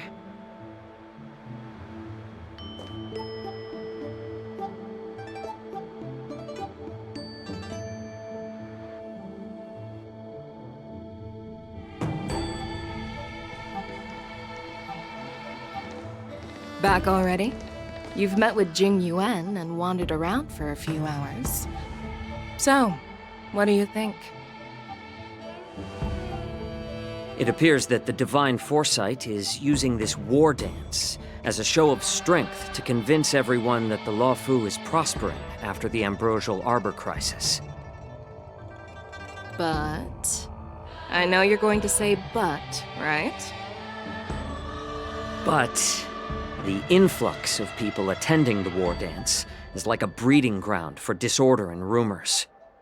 One wrong move, and the Luofu could be in a world of chaos.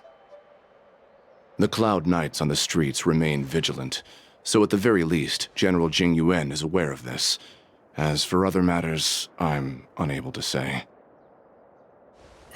I'd prefer to be excused from future meetings with generals. I'm just a military healer. And now all of a sudden I'm thrust onto the center stage having cordial chats with two generals? My work doesn't lend itself to being in the limelight either. Just stop whining. At least you're in one piece, right? Before getting in touch with General Jing Yuan, I wanted to put aside my assumptions and see his momentum. That includes the overall bearing of the Cloud Knights on the street, what people are saying, and how those close to him behave. The might of an army dwells not within its pawns, but within the force of its collective momentum. Recognizing this fact reveals the true measure of power. Thanks for enlightening me, General. A perfectly clear statement turned confusing thanks to your translation. You've made me lose where I was now. Anyway, this is how I operate in battle, so you might as well get used to it. Are you treating General Jing Yuan as your enemy? The longest-serving general of the Xianzhou Luofu. Do you think he'd have only a few enemies? By the way, General, you met the healer lady, yes? Could you show me the medicine she prescribed you? Well, the healer lady couldn't do anything about my condition. She just told me to enjoy some tasty food. So not even the famed healer lady could help? Don't worry. I'll fulfill my promise and find a way to cure you. Actually, I've found some leads. Well, life and death, Zhao Zhou. It's all predetermined. Upon starting my military career, I made a pledge that the rest of my life would be dedicated to being the Xianzhou's spearhead, hunting down the abominations of abundance till the end of my days. As long as I can fulfill that deep-seated desire, I don't care how long I live. You asked if I view General Jing Yuan as my enemy. No. My real enemy has always been myself.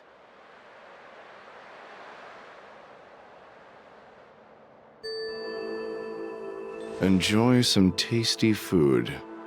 So, what's for dinner tonight? Jeez. You really know how to read the room, don't you? You guys figure it out for yourselves. I'm due to catch up with an old war friend I've not seen for quite a long time.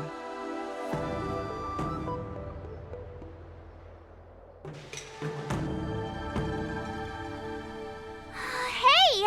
Was that the Yaoqing general who just dropped in out of nowhere? Oh, she's so awesome! I mean, when Yun Li swung that massive sword, she just casually blocked her attack with ease. Mine too. Yeah. But to go up against Yun Li is quite impressive, you know? That aura of heroism and grace, it almost makes me want to learn Xianzhou swordplay.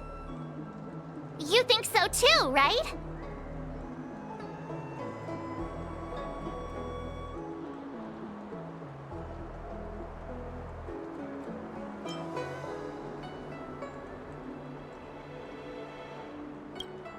I agree.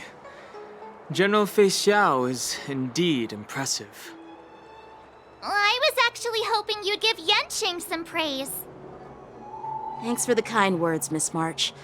the war dance is coming up, and I've been chosen to represent the Cloud Knights in the ceremony.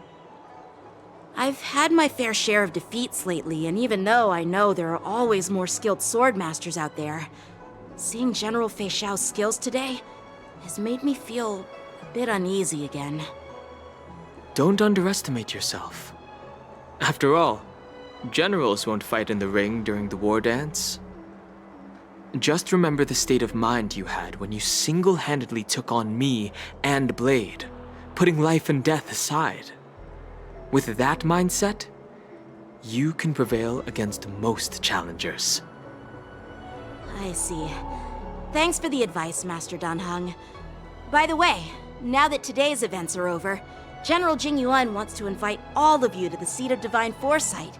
He has something important to discuss. I bet it's about how to deal with the generals from the Yao Qing and the Zhu Ming. I really don't want to get caught up in grown-up games so soon. I just hope Generals Fei Xiao and Huaiyan can see the truth. We don't need any more chaos on the Luofu before the war dance.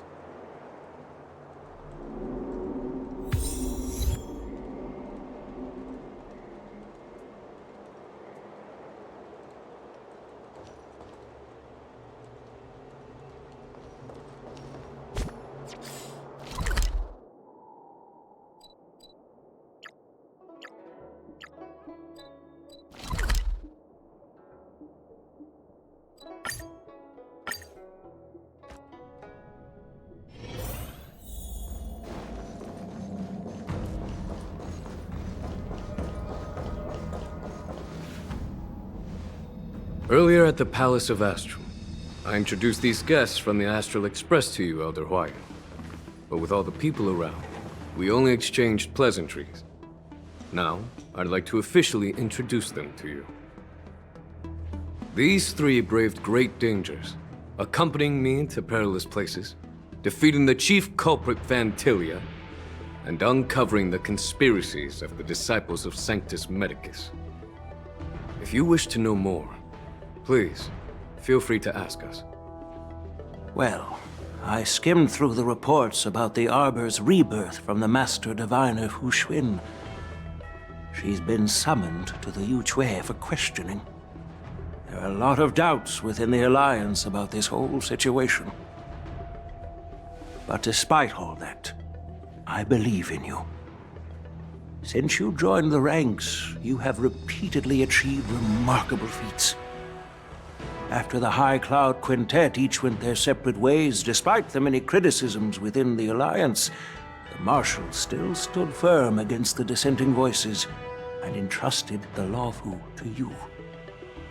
Over the years, you've served the Alliance with loyalty and wisdom. You've taken down abominations in Thalassa, rescued the Xianzhou Yu Chui from a siege, and destroyed the demonic planet summoned by the denizens of abundance. I still remember those battles vividly. There are fools who doubt your loyalty. They're happy to see the divine foresight fail because it gives them some kind of sick satisfaction. They haven't achieved anything of their own, so they feed off the failures of others. But I've seen enough failures in my time, and I want to believe that your loyalty has never wavered. So, General Fei Xiao of the Yao Qing is the only one investigating the Ambrosial Arbor crisis on behalf of the Alliance? No. I am too. This old man's words always catch me off guard.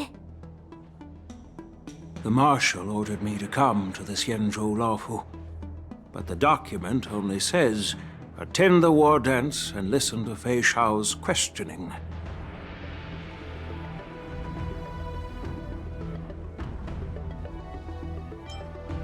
No need for that.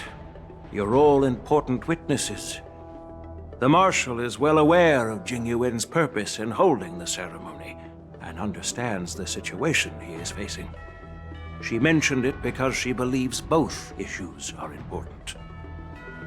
Thanks for your kindness and sincerity, Elder Hwayan. But is it appropriate to tell everyone here about the Marshal's orders?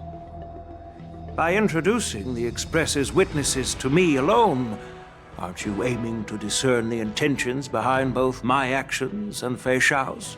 And whether there's any discord between us? Well, since I'm being open and honest with you, I encourage you young folk to do the same. As for the Ambrosial Arbor crisis, all I need to do is listen. General Fei Xiao will be the one asking the questions. To be honest, I'm more concerned about the timely start of the war dance. Oh, by the way, I've prepared a gift for the war dance.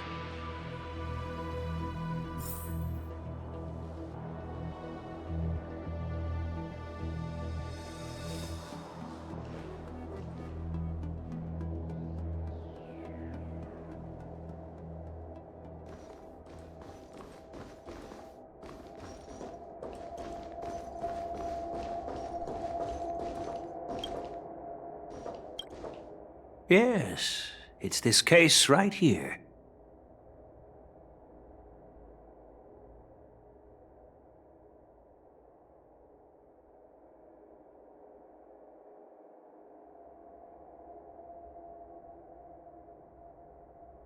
There will be numerous contests and celebrations during the war dance, and the main event will be the Ringmaster's Challenge. The host will dispatch a skilled warrior to take on challengers from all over the cosmos, showcasing the excellent martial arts of the Xianzhou Luofu. When you mentioned that the Astral Express would be attending the ceremony, I thought the High Elder of the Luofu would be the Ringmaster. You humor me, Elder Hwayan. The healer lady is just a young lady who knows nothing about martial arts. How can I assign her as the Ringmaster? I'm no match to you when it comes to joking. What's this box for? Why don't you open it, General Hwayan? This sword case is intended for the War Dance's award. It's empty now, but in a few days, a precious sword will be delivered and stored inside. I don't mean to boast about our skills, but this sword represents the pinnacle of the Zhuming's craftsmanship.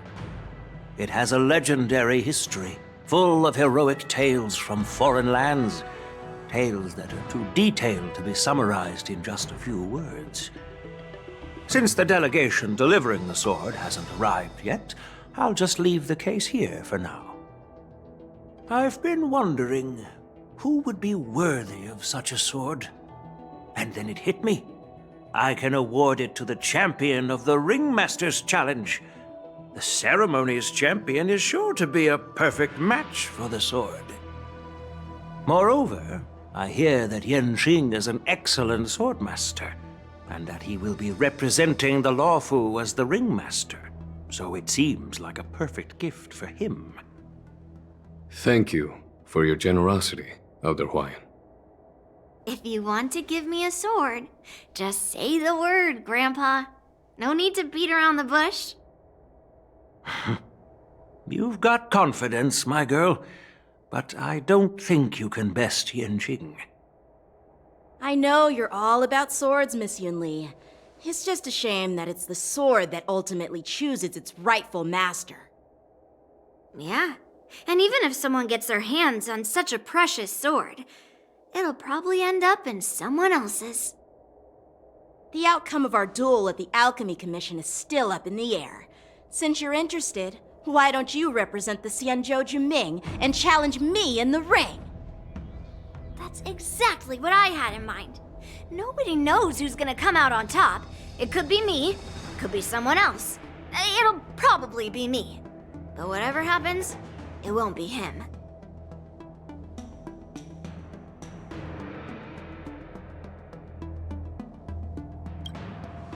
Not to be rude or anything, we've been watching their drama. I'm dying to find out who beats who. Quiet down. we have other guests here. I've prepared this sword to add some excitement to the ceremony, not to have you two squabble. It's not a good look for the Alliance. While you both seem confident that you'll win, you need to remember there can only be one winner and one loser in the ring, which could lead to hard feelings. Actually, I have an idea. We don't know who the winner will be, and it might not be either of you. But if you're eyeing that prize, you'll need to work together. I want you to take on an apprentice who will take part in the war dance and win at least one match. How does that make sense? In my humble opinion, while a Cloud Knight is commendable by securing victories, it's even more so to pass on your skills and spread the way of swordplay. I'd be greatly pleased if this apprentice could represent the Express in the war dance by displaying their Cloud Knight flair and prowess. Well, Elder Huayan's idea is quite interesting. Imparting swordplay skills requires teamwork, and both the winner and the loser will learn a valuable lesson regardless of the outcome. The question is, whom should the two of them take as an apprentice? Huh? Who? Wait, me? I noticed just now that Miss March seemed quite interested in the outcome of your sword fight. So I thought, why not teach her the art of swordplay? Wait, are you serious, General? Why am I being dragged into this all of a sudden? I've never practiced swordplay before. I'm a total newbie. You really think I can learn it? Well, you'll probably realize I have no hope and give up on me. And that'd be so embarrassing.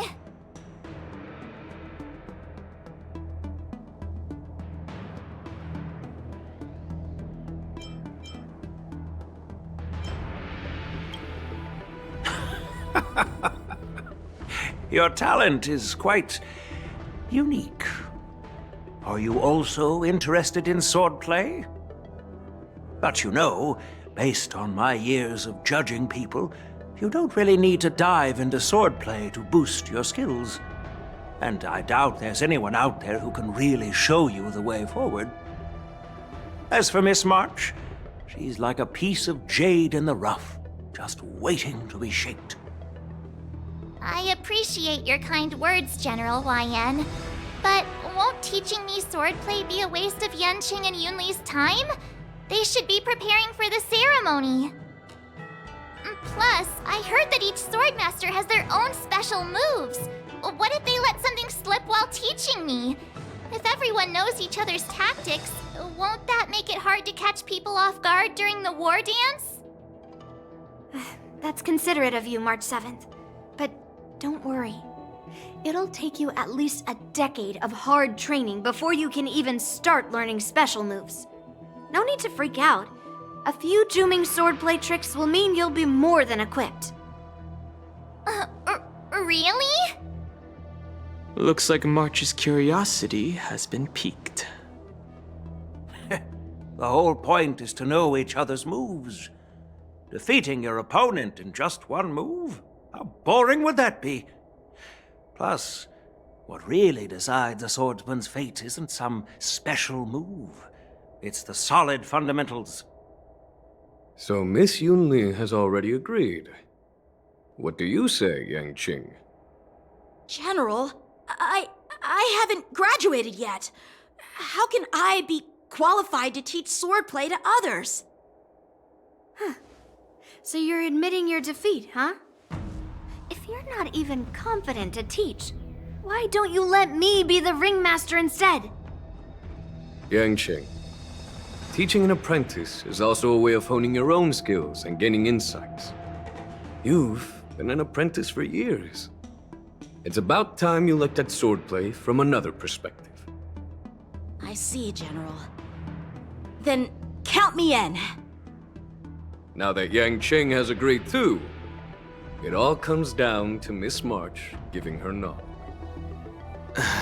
It's up to you to make the final decision, March.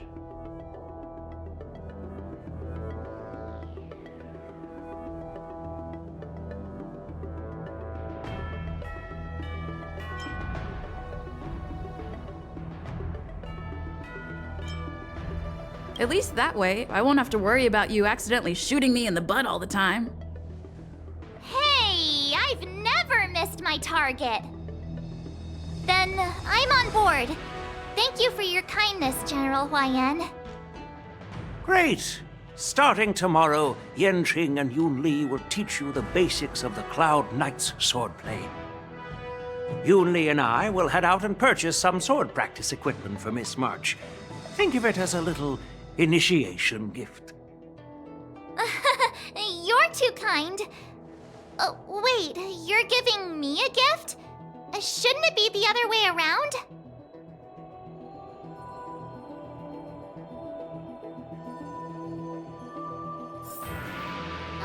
General Huayan's gone.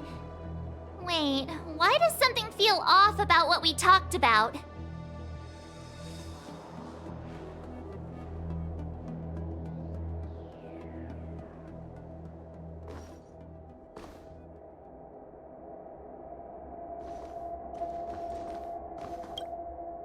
I think we strayed off topic.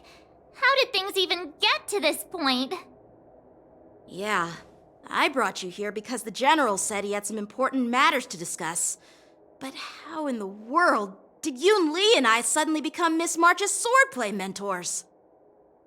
Because General Huayan wants us to stick around on the Luofu for some time.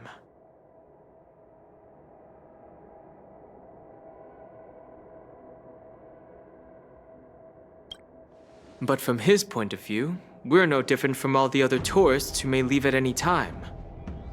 Since the crew's actions were mentioned in the Luofu's operations log were given to the Alliance, he probably wants to see firsthand if we're as capable as the report claims, or if we're just some made-up excuse to save face. And he wants to see it for himself during the war dance, which is why he even dragged Yun Li into this. What began as a simple contest between two sword masters has now evolved into you two collaborating to mentor March. Elder Huayan is still that tricky general who likes to give everyone a headache. My apologies. Truth be told, I invited all of you to the ceremony because I wished for you to act as my witnesses.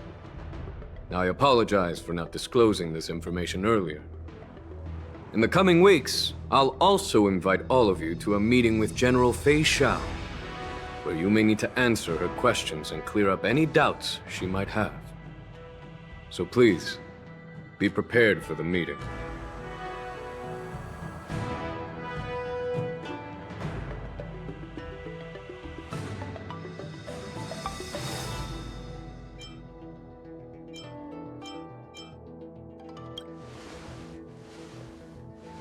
Don't worry, General.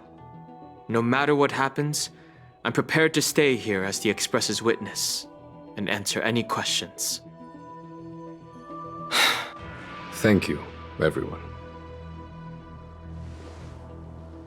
General, I know there isn't much I can do to share your burden, but... As the Luofu Ringmaster, I won't let anyone defeat me in the war dance. I know.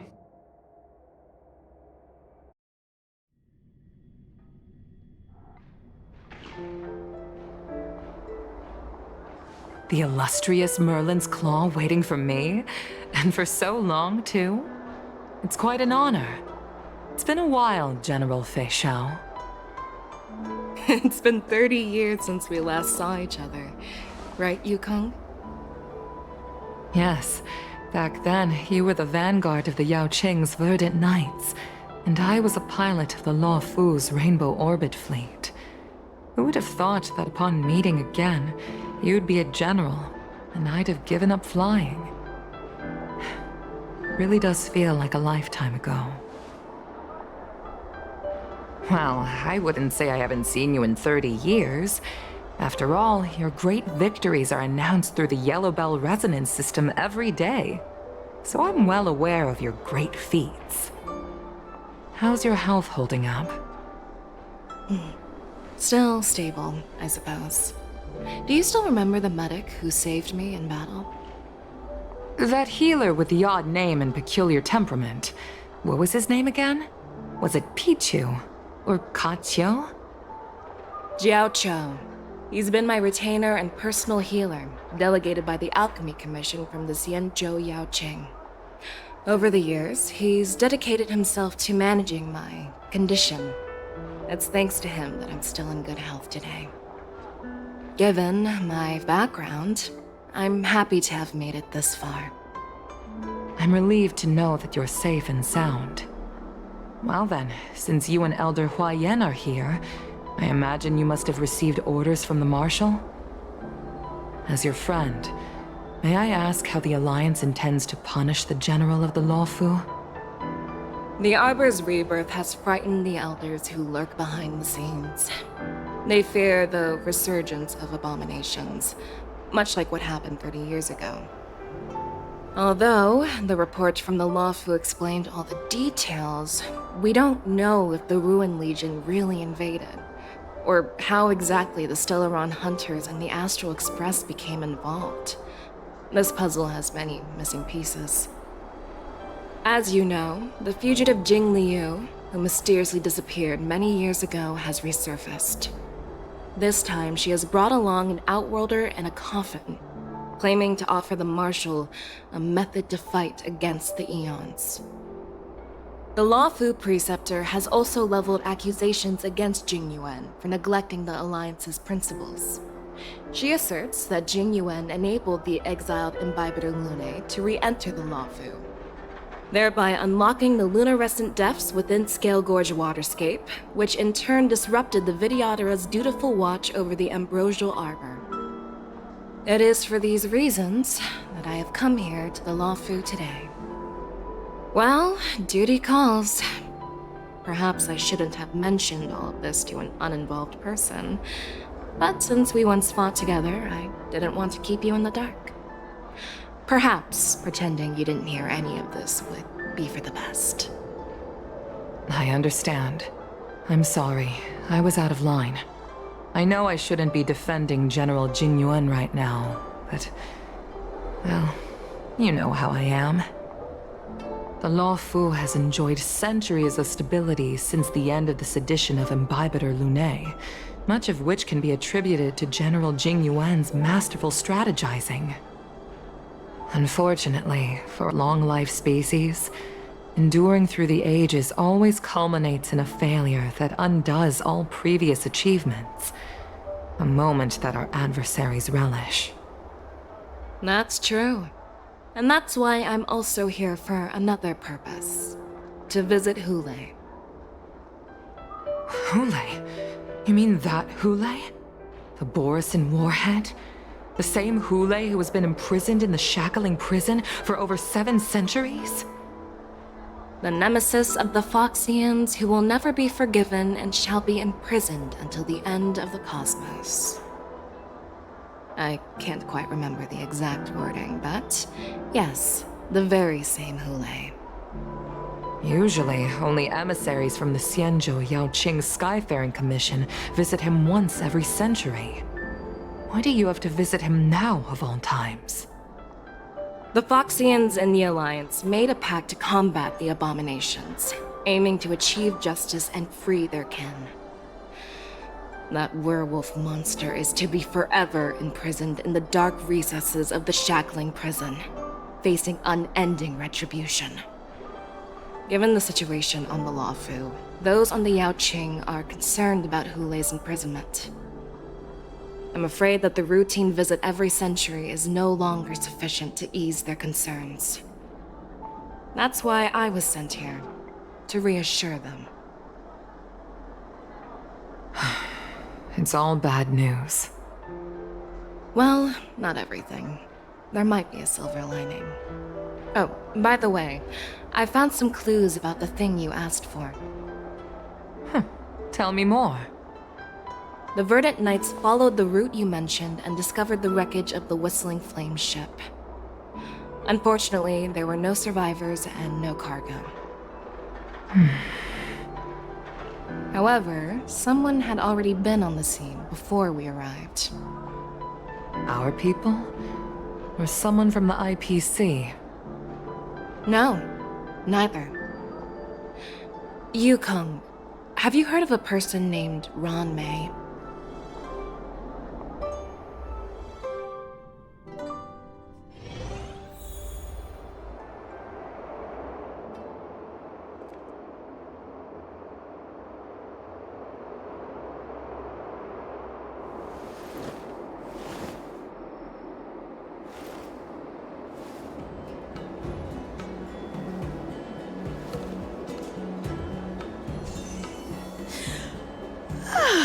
I'm still feeling sleepy.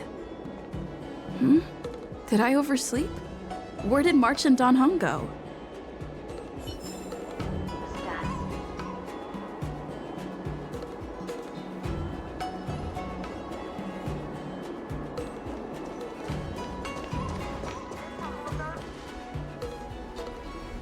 There you are.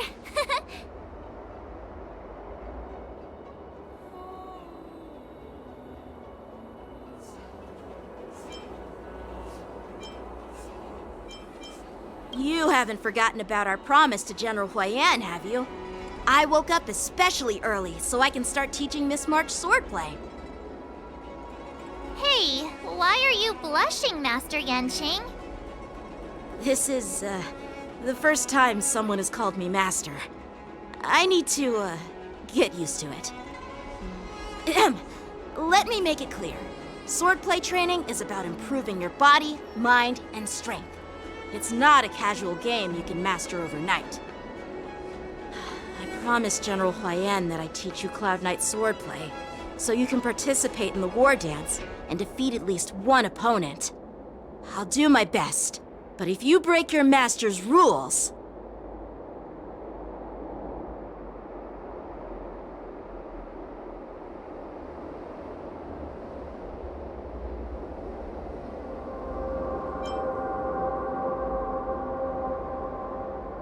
Fine. A promise is a promise.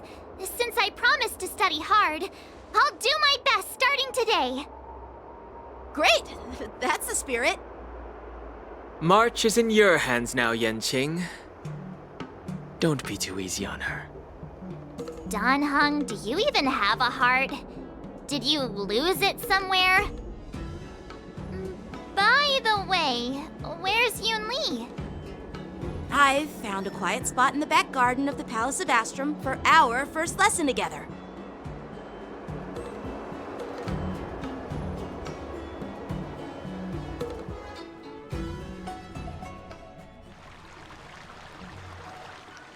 Seriously? It's the first day and you two are already late? Why is everyone on the Luofu so laid back? So disappointing. Master Yoon Lee, you're already here. Sorry for keeping you waiting. Oh, wait. Were you trying to teach her in secret? That's sneaky. I'm just showing you what Luofu etiquette is all about. She might be my apprentice, but it's customary for the master to personally escort their apprentice to the place of learning. As the host, I'll be teaching Miss March the essence of Luofu's swordplay, after which she'll emerge victorious in the war dance ring. You won't be complaining about Luofu's swordplay then. Stand aside, rookie. Let me show you how we Ju-Ming swordmasters treat their apprentices. Quickly, over here, Miss March. This is a reverse mentorship gift from me to you. I hope you put it to good use. What's this? Xianzhou clothing? It's so beautiful! Sword practice requires precise movements. This outfit is tailored to fit perfectly and allows for smooth movements. I even added some small accessories. I put a lot of thought into it. You're awesome, Master Yoon Lee! See? See? How can you compete with me? I'll teach March 7th the essence of Ju-Ming swordplay so she can win the contest with my sword skills. Actually, I've prepared something too. Huh? You have a gift for me too, Master Yanqing? Since you want to learn swordplay, Miss March, you'll need suitable weapons. So, I went out of my way to prepare a pair of swords overnight. Unfortunately, I didn't have time to ask the craftsman to customize the swords for you, but I did my best to choose ones that look nice and are suitable for a beginner. I hope you like them, Miss March. Thank you, Master Yanqing! Bet you didn't see that one coming, did you, Yun Li? The real competition is just getting started. I'm so lucky to have two great masters. But why does it feel like things are getting a bit weird?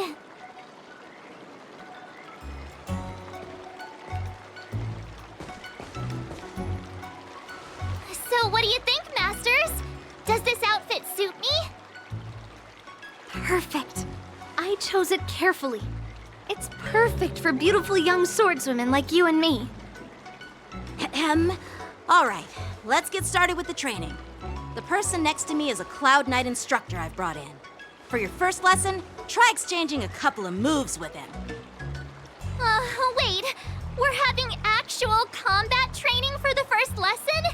Isn't that a bit too intense? Well, I heard you have some experience with archery and martial arts. The first thing we're going to do is see just how strong your fundamentals are. Come on, step forward and strike with the sword in the most natural way you can think of. It's important for us to grasp your natural movements so we can decide where to start and what you need to learn. If you're ready, let's begin. Okay.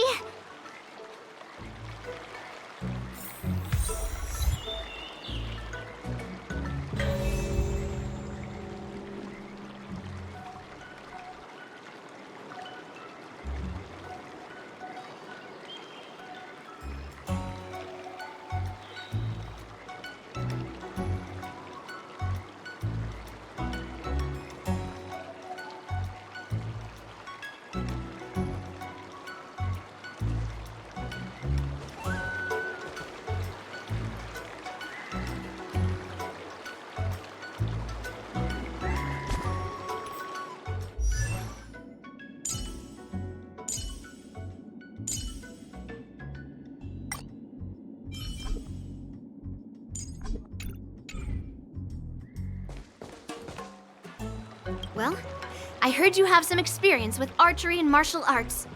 The first thing we're going to do is see just how strong your fundamentals are.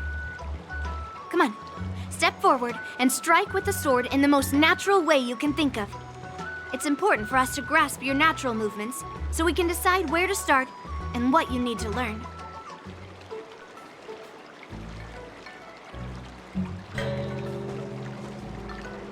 Well, I heard you. Come on. Step. All right, let's get started with the training. The person next to me is a Cloud Knight instructor I've brought in. For your first lesson, try exchanging a couple of moves with him. Are you ready?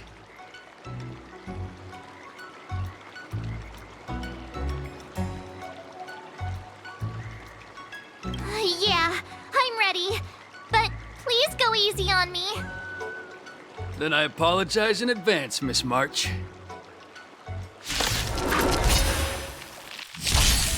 I could take 10 of you. Please, have some tea. Pay close attention, Miss March. Luofu swordplay is all about being swift and agile in your movements. Yes, you! Practice is over. Swords descend!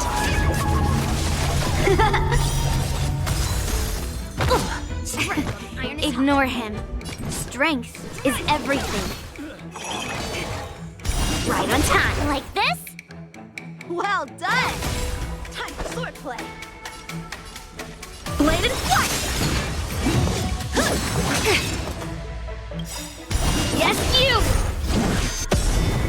can you block? I'm starting to get the hang of it. Time for swordplay. Strike apart. Oh, I get it. With a true heart and focused mind, here I come. Right on time.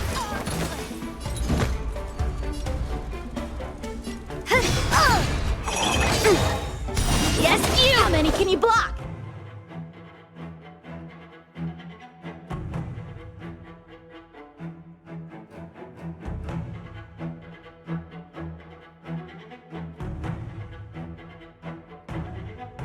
The sword is like water. It cannot remain still.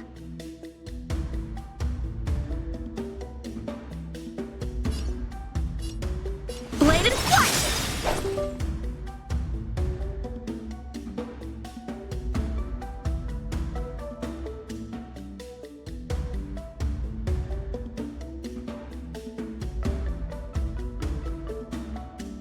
Oh, come on! Let me fight!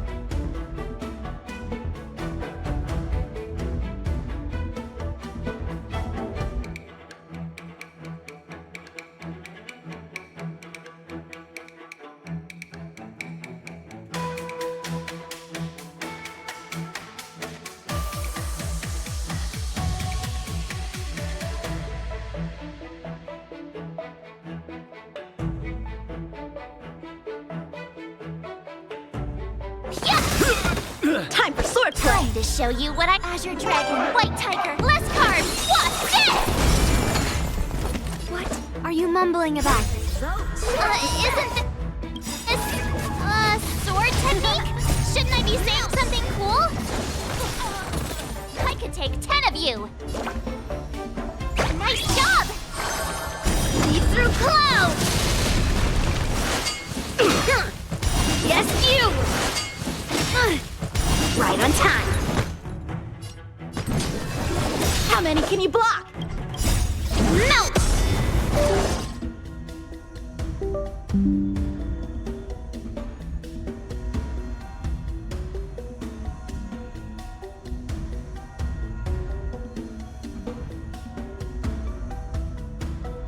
The sword is like water. It cannot remain still.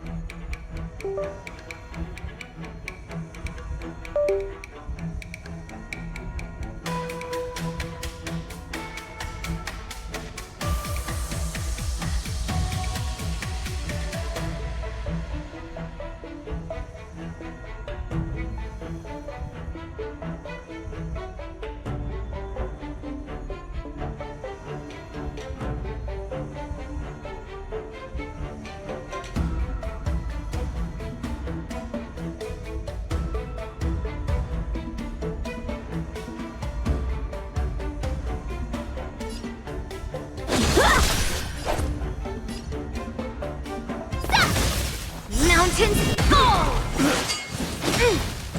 Right on time. Oh, I get it! Alright, check out this move!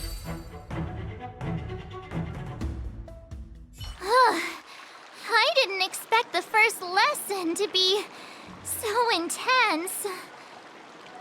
Miss March has quick hands and a flexible body. She's a perfect fit for practicing Lawfu swordplay. However, she lacks strength, and her strikes were a bit unfocused.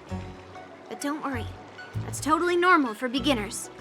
Once she starts practicing Juming swordplay, she'll make heaps of progress. Given the situation, I believe Miss March should start by working on her strength. Seriously, do you actually know anything about swordplay, or what? I could ask you the same thing. Dual swords require agility, so what's more important than footwork? Instead of focusing on her strengths, we should address her weaknesses. The drawback of wielding two swords is not generating enough force. What good is being quick on your feet if you don't have strength? It's not like we're dancing here. Skilled sword masters know how to play to their strengths and work on their weaknesses. Start with what you're good at, then tackle your weaknesses. That's the right way to learn. You're quite the theorist, huh? Theorist? You claim to be able to talk to swords. So what does that make you? A lunatic? Hey, it's only my first lesson, and you're already arguing. Come on, calm down, masters. I'll have to improve both my footwork and strength anyway, so it doesn't matter which one comes first. But it does matter. Just listen to me, March 7th. Aww.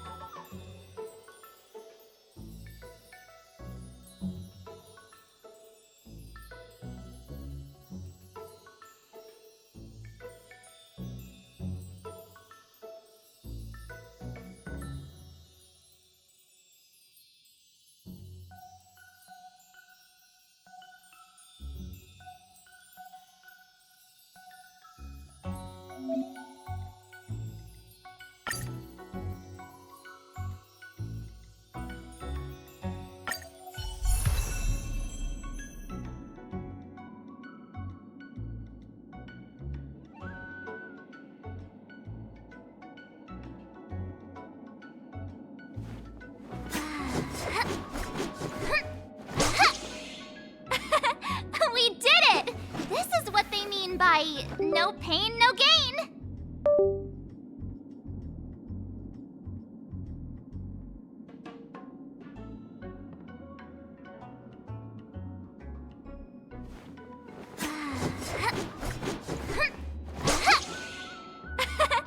We did it! This is what they mean by no pain, no gain.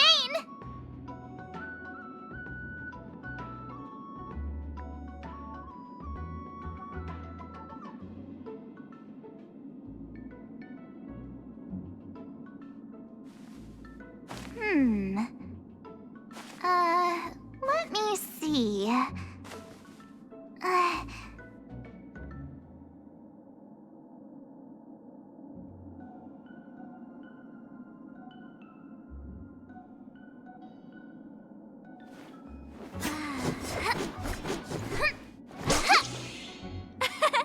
We did it! This is what they mean by no pain, no gain.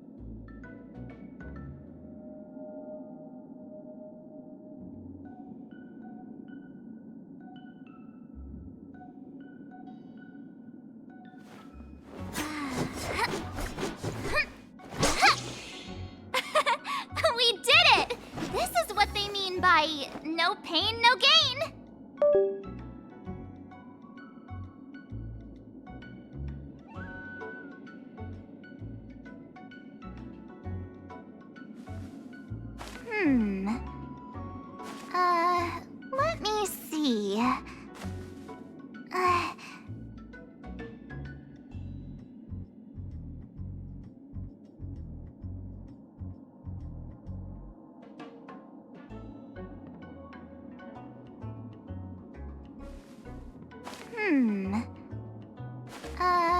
Let me see.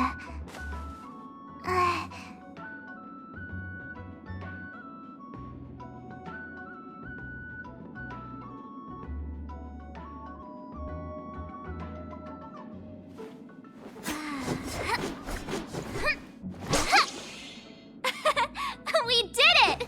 This is what they mean by no pain, no gain.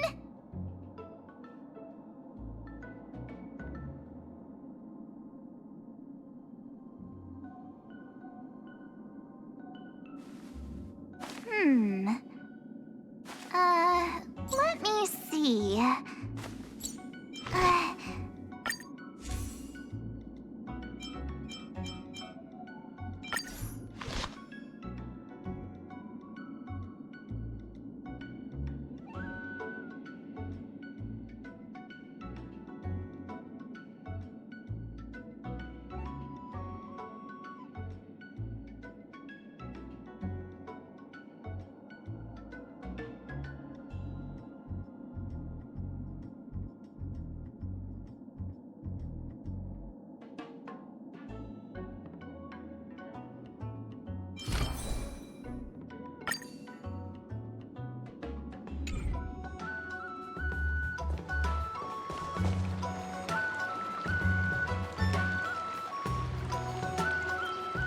Dear Himeko, Mr. Yang, and Pom Pom, we're all good here on the Xianzhou Lafu, so no need to worry. By the way, how's your trip going? As for me, I've somehow become the apprentice to 2 Cloud Knight sword masters, and I've been honing my sword skills with their guidance. One of them is Yanqing, the boy we've all met before. The other is Yun Li, the granddaughter of General Hua Yan from the Xianzhou Juming. Both masters are super strict, giving me a real taste of how hard sword training can be. I tried to drag her into this, but she refused. Then I tried to rope Dan Heng in, but Master Yanqing wouldn't have it. Still, I didn't let the difficulty get to me. In just a few weeks, my sword skills have improved a lot. Both my masters think I have unique talents in swordplay, and are literally fighting each other to teach me their skills. Thanks to their guidance, I've actually made some progress. When I get back to the Express, I'll definitely show off my skills and impress you all. Looking forward to your reply. Yours, March 7th.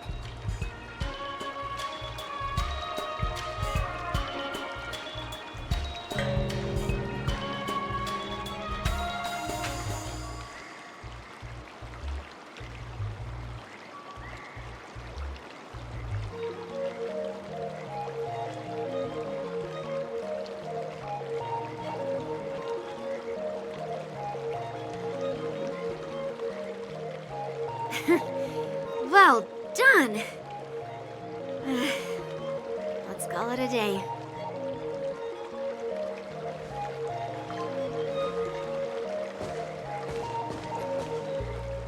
Miss March's sword skills are really coming along. She'll hold her own just fine in the war dance.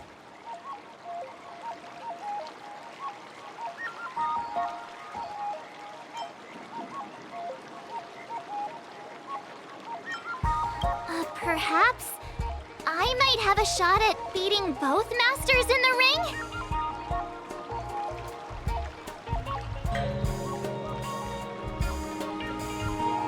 Oh, get real. You've only been practicing for a short while. How could that possibly happen?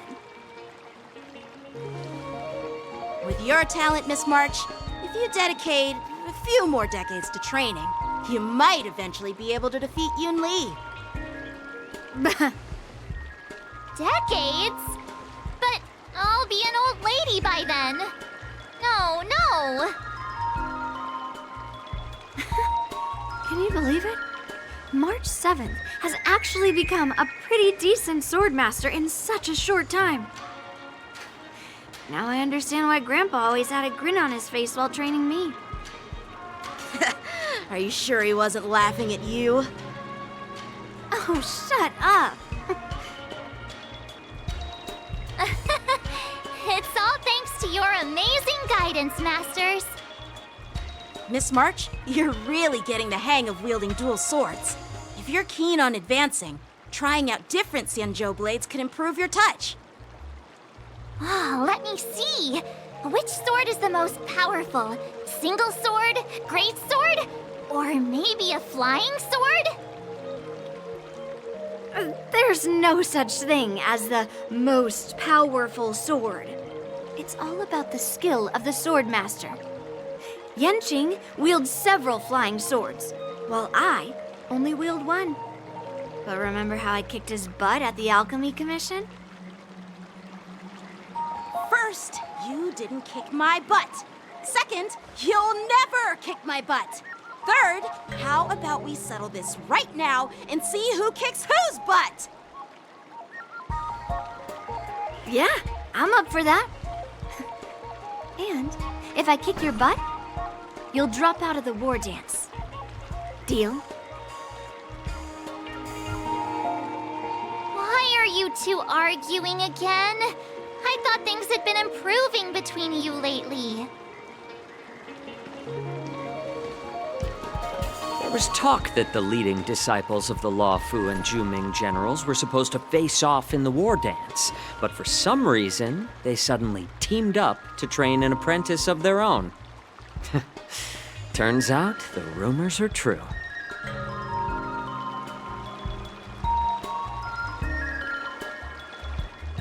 Tomorrow is the big day of the war dance.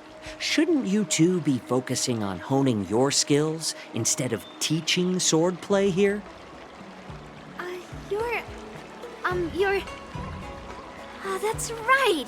You're the pink-haired box from the Yaoqing!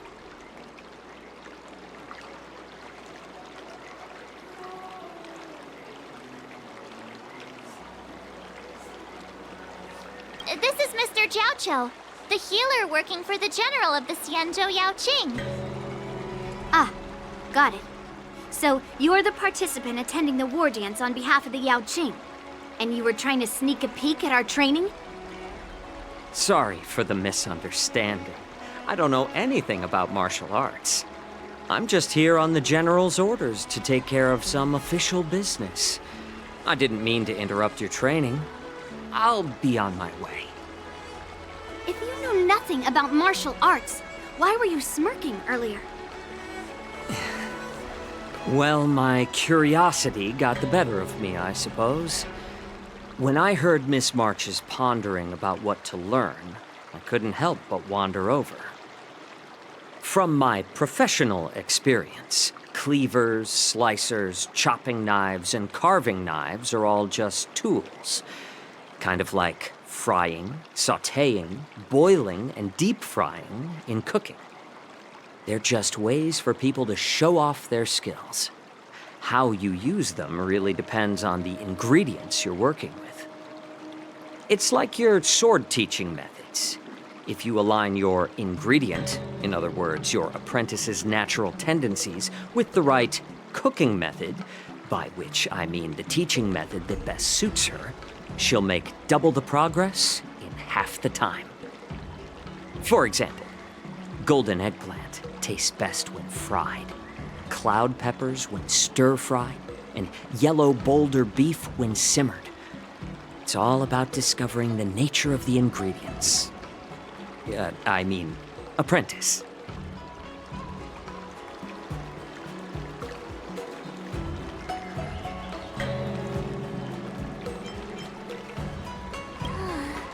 All this talk about food is making me hungry. Aren't you a healer? Why are you talking about food? Well, it's just a metaphor.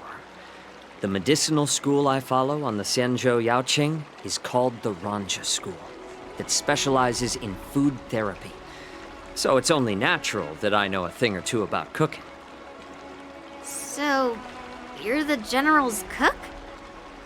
I'm a healer. But anyway, a cook who isn't interested in health doesn't make for a good advisor. Fine. Call me a cook if you want.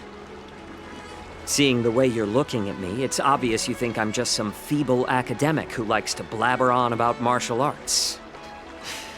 But, in reality, I know a thing or two about killing. After all, the art of healing inherently encompasses both life and death.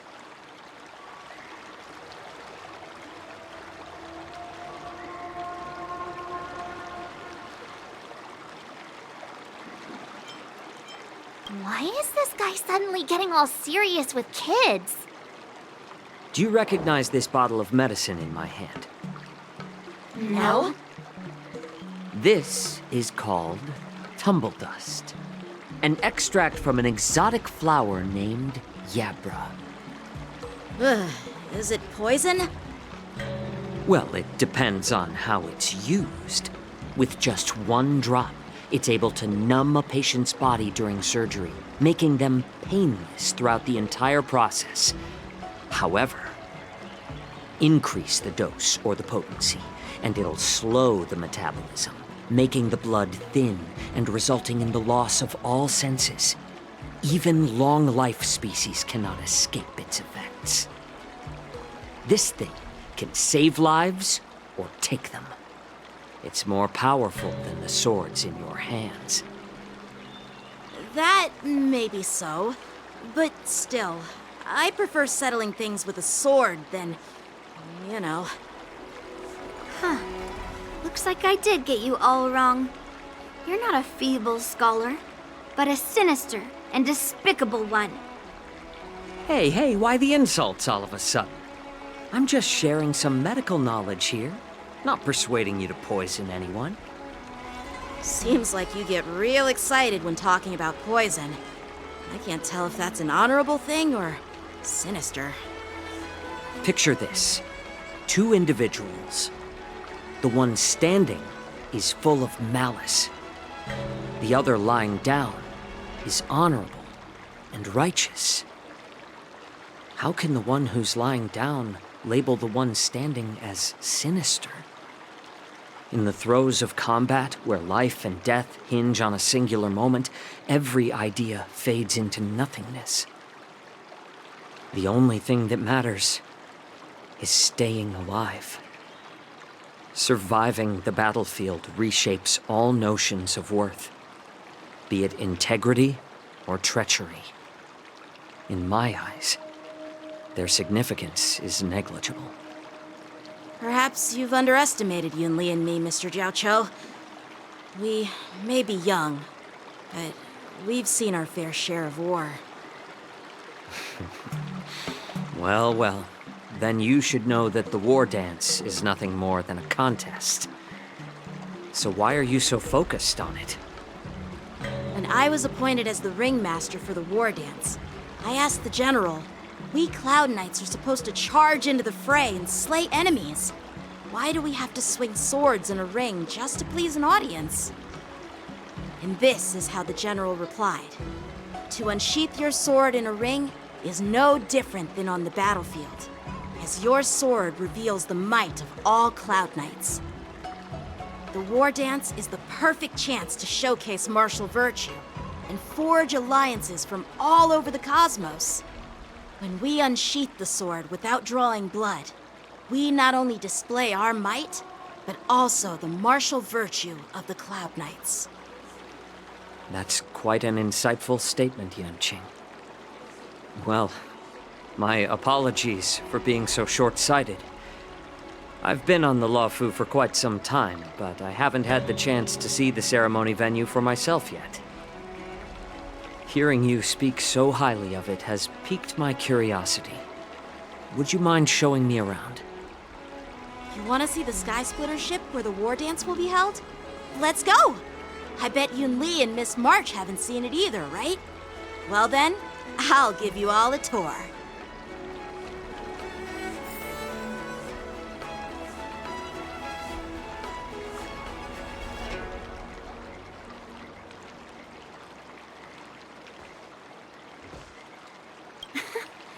Can you believe it? March 7th has actually become a pretty decent swordmaster in such a short time. Let's go. I'll give you a tour of the Sky Splitter.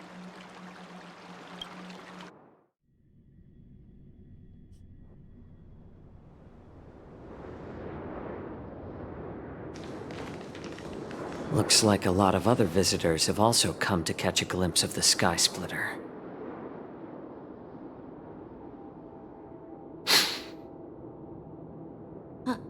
What's up, Mr. Jiaoqiu? No, it's nothing.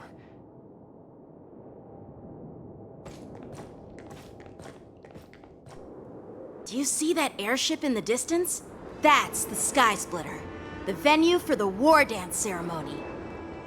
It doesn't look all that impressive from this distance. The Sky Splitter is actually a decommissioned Luofu military vessel. People aren't allowed on board until the war dance officially commences. Tomorrow, when the bell rings and the ceremonial cannons roar, I'll be there representing the Cloud Knights of the Xianzhou Luofu, standing in the ring, ready to take on challengers from all over the cosmos. Since I was a kid, I've been training in swordplay and the art of war under the general. Every day, I'd swing my sword 10,000 times, and then thrust it 10,000 times, repeating the process over and over. I understand that I'm not like other kids. I never envied the toys and freedom they all had. I never found sword practice boring or hard.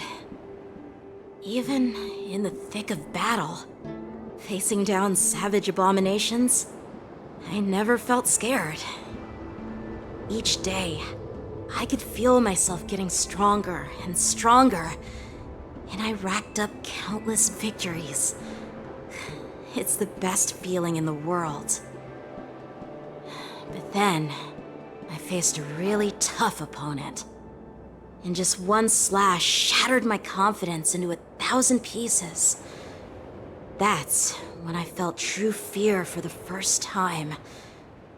Maybe that's what Mr. Jiaoqiu meant by life and death hinge on a singular moment. Every idea fades into nothingness. After that, I had to pick up the pieces and try to put myself back together. But no matter how hard I tried, I couldn't seem to find my old happy self again. I often ask myself, why do I wield my sword? If defeat is inevitable, why do I continue to fight? Is it to reclaim the joy of victory? To meet the general's expectations? Or to secure my honor among the Cloud Knights? While the general could teach me the art of swordplay, he couldn't teach me why I should keep on going. He said the reason must come from within myself. I've been struggling to find that reason. But after talking with you, Mr. Jiaoqiu, I think I already have that reason in mind. As a member of the Cloud Knights and the General's apprentice, I've had a weight on my shoulders. And I know there's still more to shoulder. But when I wield my sword, it feels like I'm letting go of everything. I love the feeling of giving it my all, facing any obstacle in front of me, pressing forward. That's why I wield my sword. Oh, Yanqing. So young, yet so grown up. By the way, how old are you exactly? Age doesn't really matter. All swordmasters will understand how I feel. I get it. Looks like all the kids on the Luofu live tough lives. So, how about you, Miss Yunli? It's not polite to ask a girl her age, no matter which Xianzhou ship you're on. I'm not asking your age. I'm asking if you have a dream like Yanqing has. You don't talk like a cook. You sound more like a TV host or something. Need I repeat myself again? I'm a healer. Well, I don't have a dream like Yanqing does. The only reason I'm participating in the Ringmaster's Challenge is because I made a promise to my grandfather that I'd win the precious sword he's contributed to the war dance. Sounds like that mind of yours is just filled with swords. I bet you've got nothing better on your mind. My father was a craftsman on the Xianzhou Juming. Because of his foolishness, many innocent people fell victim to the cursed swords he forged. Since I was a kid, it's been clear to me that not everyone deserves to have a weapon in their hands. Giving them a sword is no different than being cruel to the innocent. So, whenever I come across someone unworthy of a sword, I can't help but want to take it away from them. Given that Yanqing is the war dance ringmaster, I'm stepping up to challenge him. To ensure the precious sword doesn't fall into the hands of an unworthy master. Hey, what do you mean by an unworthy master? I see. It's not easy for kids on the Juming either. Well, it's better to have a reason for wielding a sword than to be lost and confused. I've saved countless Cloud Knights in my life, and there are plenty of exceptional warriors, just like the two of you. What happened, Mr. Zhao Chou? Oh, nothing. I was just reminded of some old friends and old tales. Judging from my professional perspective as a healer, both of you possess remarkable vitality. Your energies flow like raging fires and mighty gales. The upcoming fight will definitely be impressive. Well, we've seen the Sky Splitter and toured the Stargazer Navalia. I guess it's time to say goodbye for now. What? You're leaving already? But you haven't asked me about my dreams. I've been working hard too, you know. It's getting late, Miss March. Unlike you lot, I'm a grown-up bound by responsibilities and duties. The tasks entrusted to me by the General won't complete themselves. By the way, Yanqing, is it normal to have so many people wandering around in an automated area like the Stargazer Navalia? Actually, this is a restricted area. But since you're all guests, I made an exception, so you could take a look around. I understand. Well, I'll take my leave. I wish you both the best of luck in the ring tomorrow.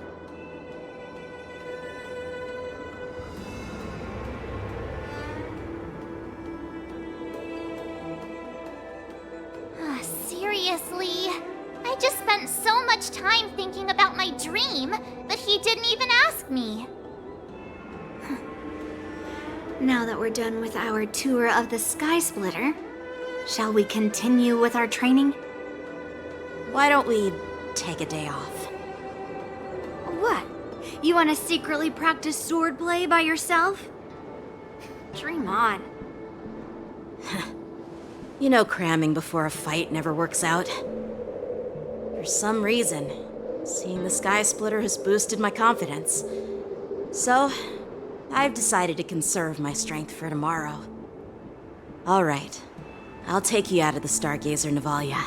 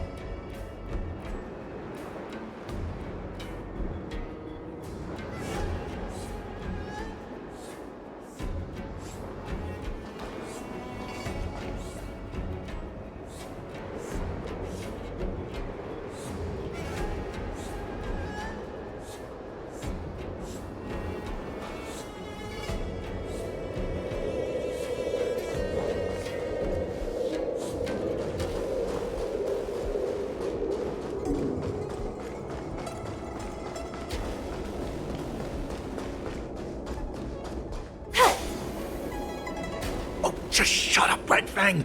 This is not a beast ship. I need some time to take care of things. You willingly donned the skin of a lowly beast to join this mission, dedicating yourself to our glorious cause. And now you're telling me you can't handle it?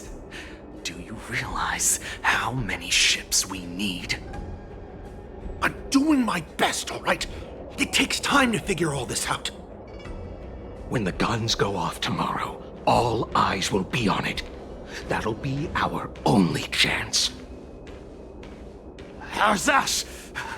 Who's there?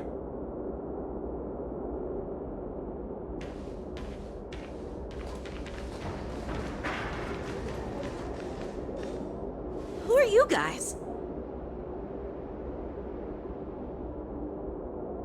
An impromptu inspection. Why are there outsiders loitering in Stargazer Navalia? And a bunch of kids at that. Hey, kids, didn't your parents ever tell you to stay away from the Stargazer Navalia? I know it's an automated facility, but it doesn't mean you can just break in and do what you want.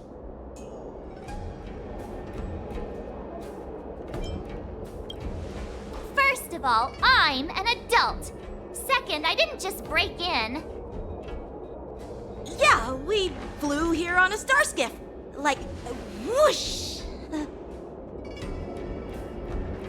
Well, I'm not trying to tell you off, but this place is off limits to the public, you know? Big sis, let's go. I want to play in Ever Hunt Planes.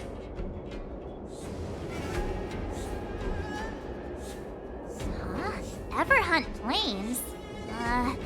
Yeah, sure. The big sis will take you there.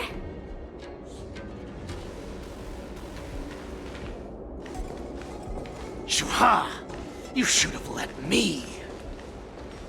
Shh, the overhaul is done, and everything looks good. We should leave.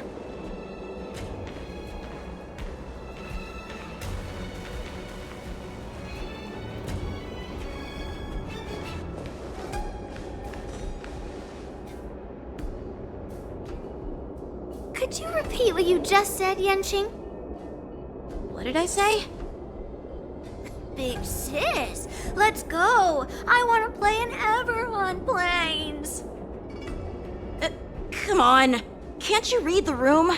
Something is definitely off about the 3 people we just met. Yeah, anyone could see that. I just wanted to hear you say it again. That pink-haired fox tried to say something. I'm pretty sure he sensed something fishy. Since he's not familiar with this place, he just dropped us a hint. But you didn't seem to be paying attention at all. I knew that from the beginning.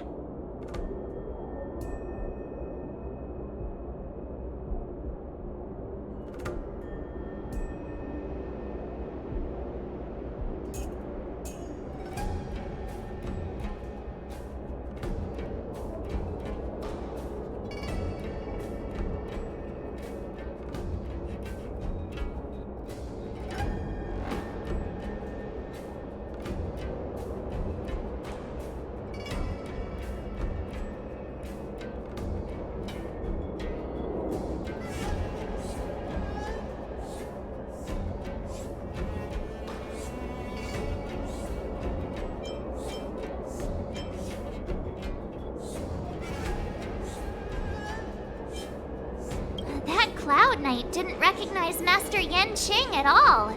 That's really weird. What? Is he famous on the Luofu or something?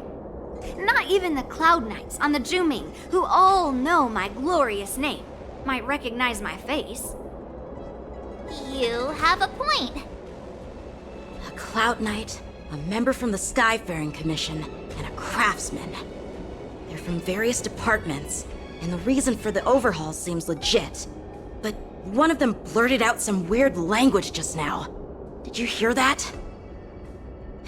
I have a feeling that if we secretly tail them, we'll definitely catch these guys in the act. Follow my lead, and be careful not to blow our cover.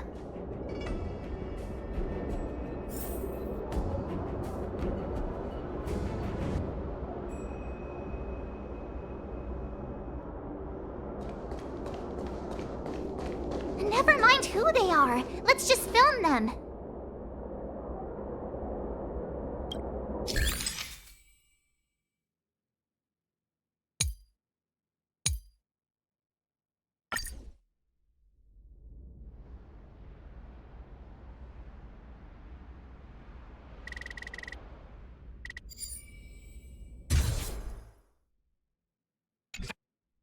We should have just killed those lowly beasts.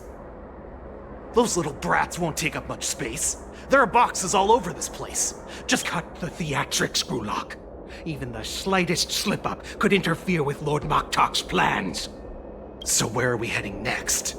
To check the freight skiffs. We've got a lot of preparations to do. Weapons, supplies. We've got to be well prepared. Otherwise... So, are they...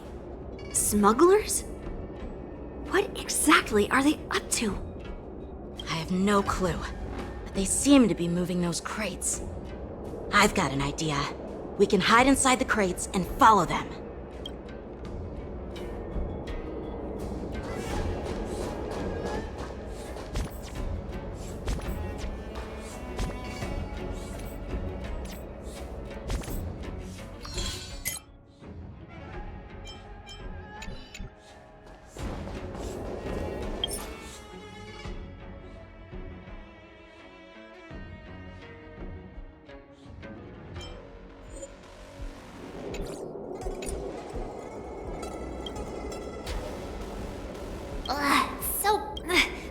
I can just hang in there.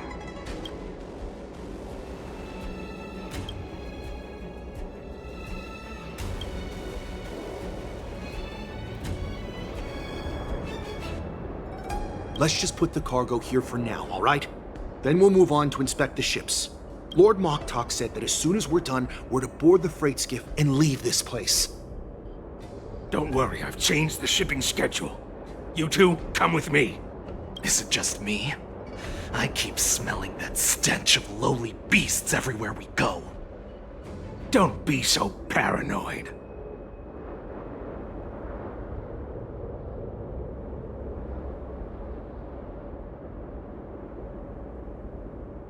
Looks like they're planning to escape on the skiffs in Stargazer Navalia. They keep talking about their plans, but where do they come from? And what do they want to do on the Xianzhou? They're definitely up to something bad. Wait, they disappeared! Let's catch up to them.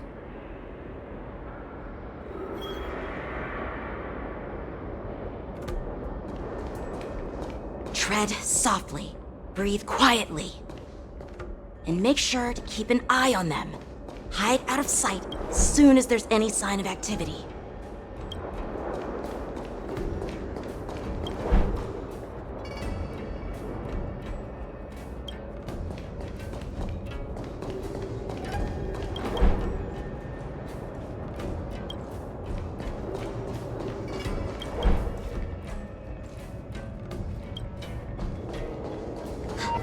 Did he spot us? Quickly, hide!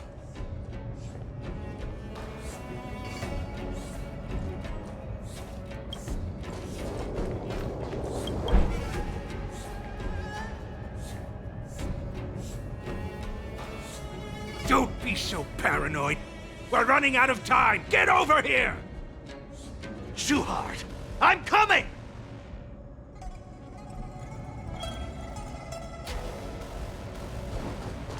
They're leaving. We should catch up to them. Quickly!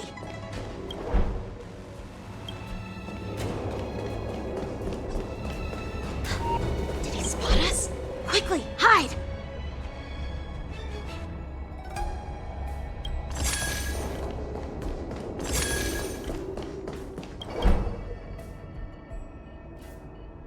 What are they up to? They're all wearing official uniforms, but I'm pretty sure they're not members of the Skyfaring Commission, the Artisanship Commission, or the Cloud Knights. This is way too suspicious. Never mind who they are. Let's just film them. That way, if they do anything bad, we'll have solid evidence against them.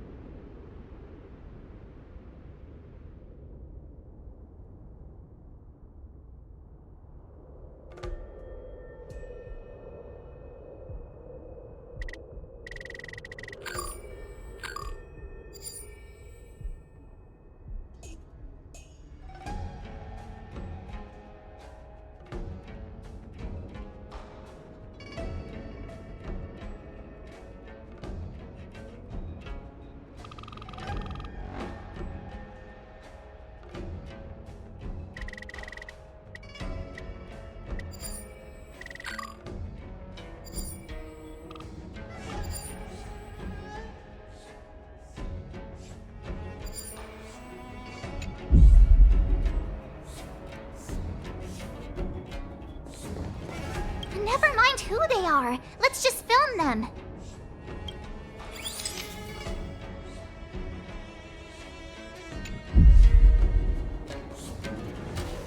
Don't get too close, Miss March. They might spot.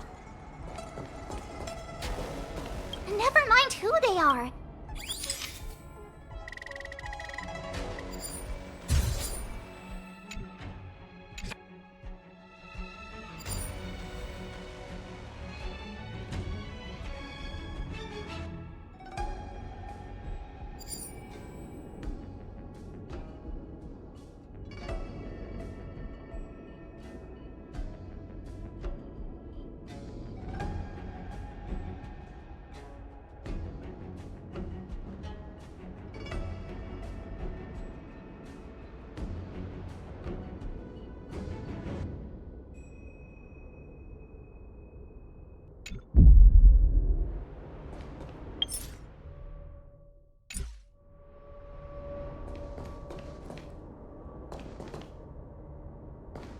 Don't get too close, Miss March.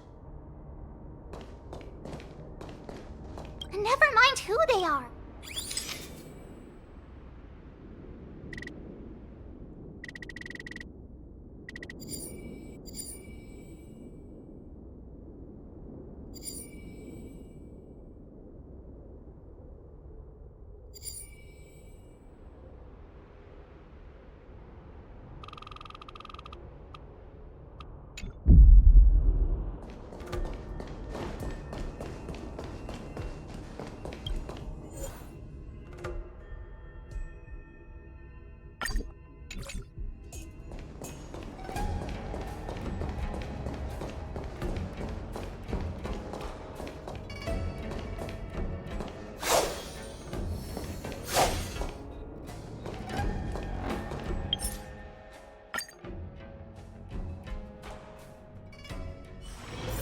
Wanna go take some pictures? Or maybe we can go drink some Immortal's Delight.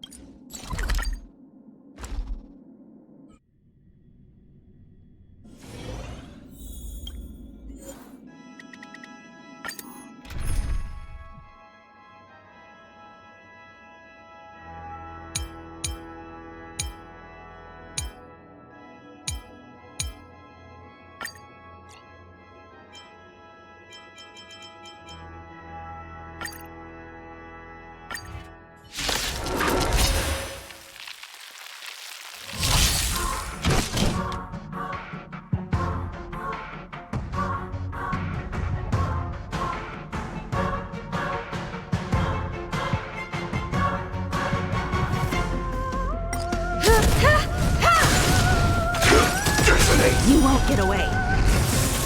Until everything burns to ashes! Set the seas aflame! Fight to live!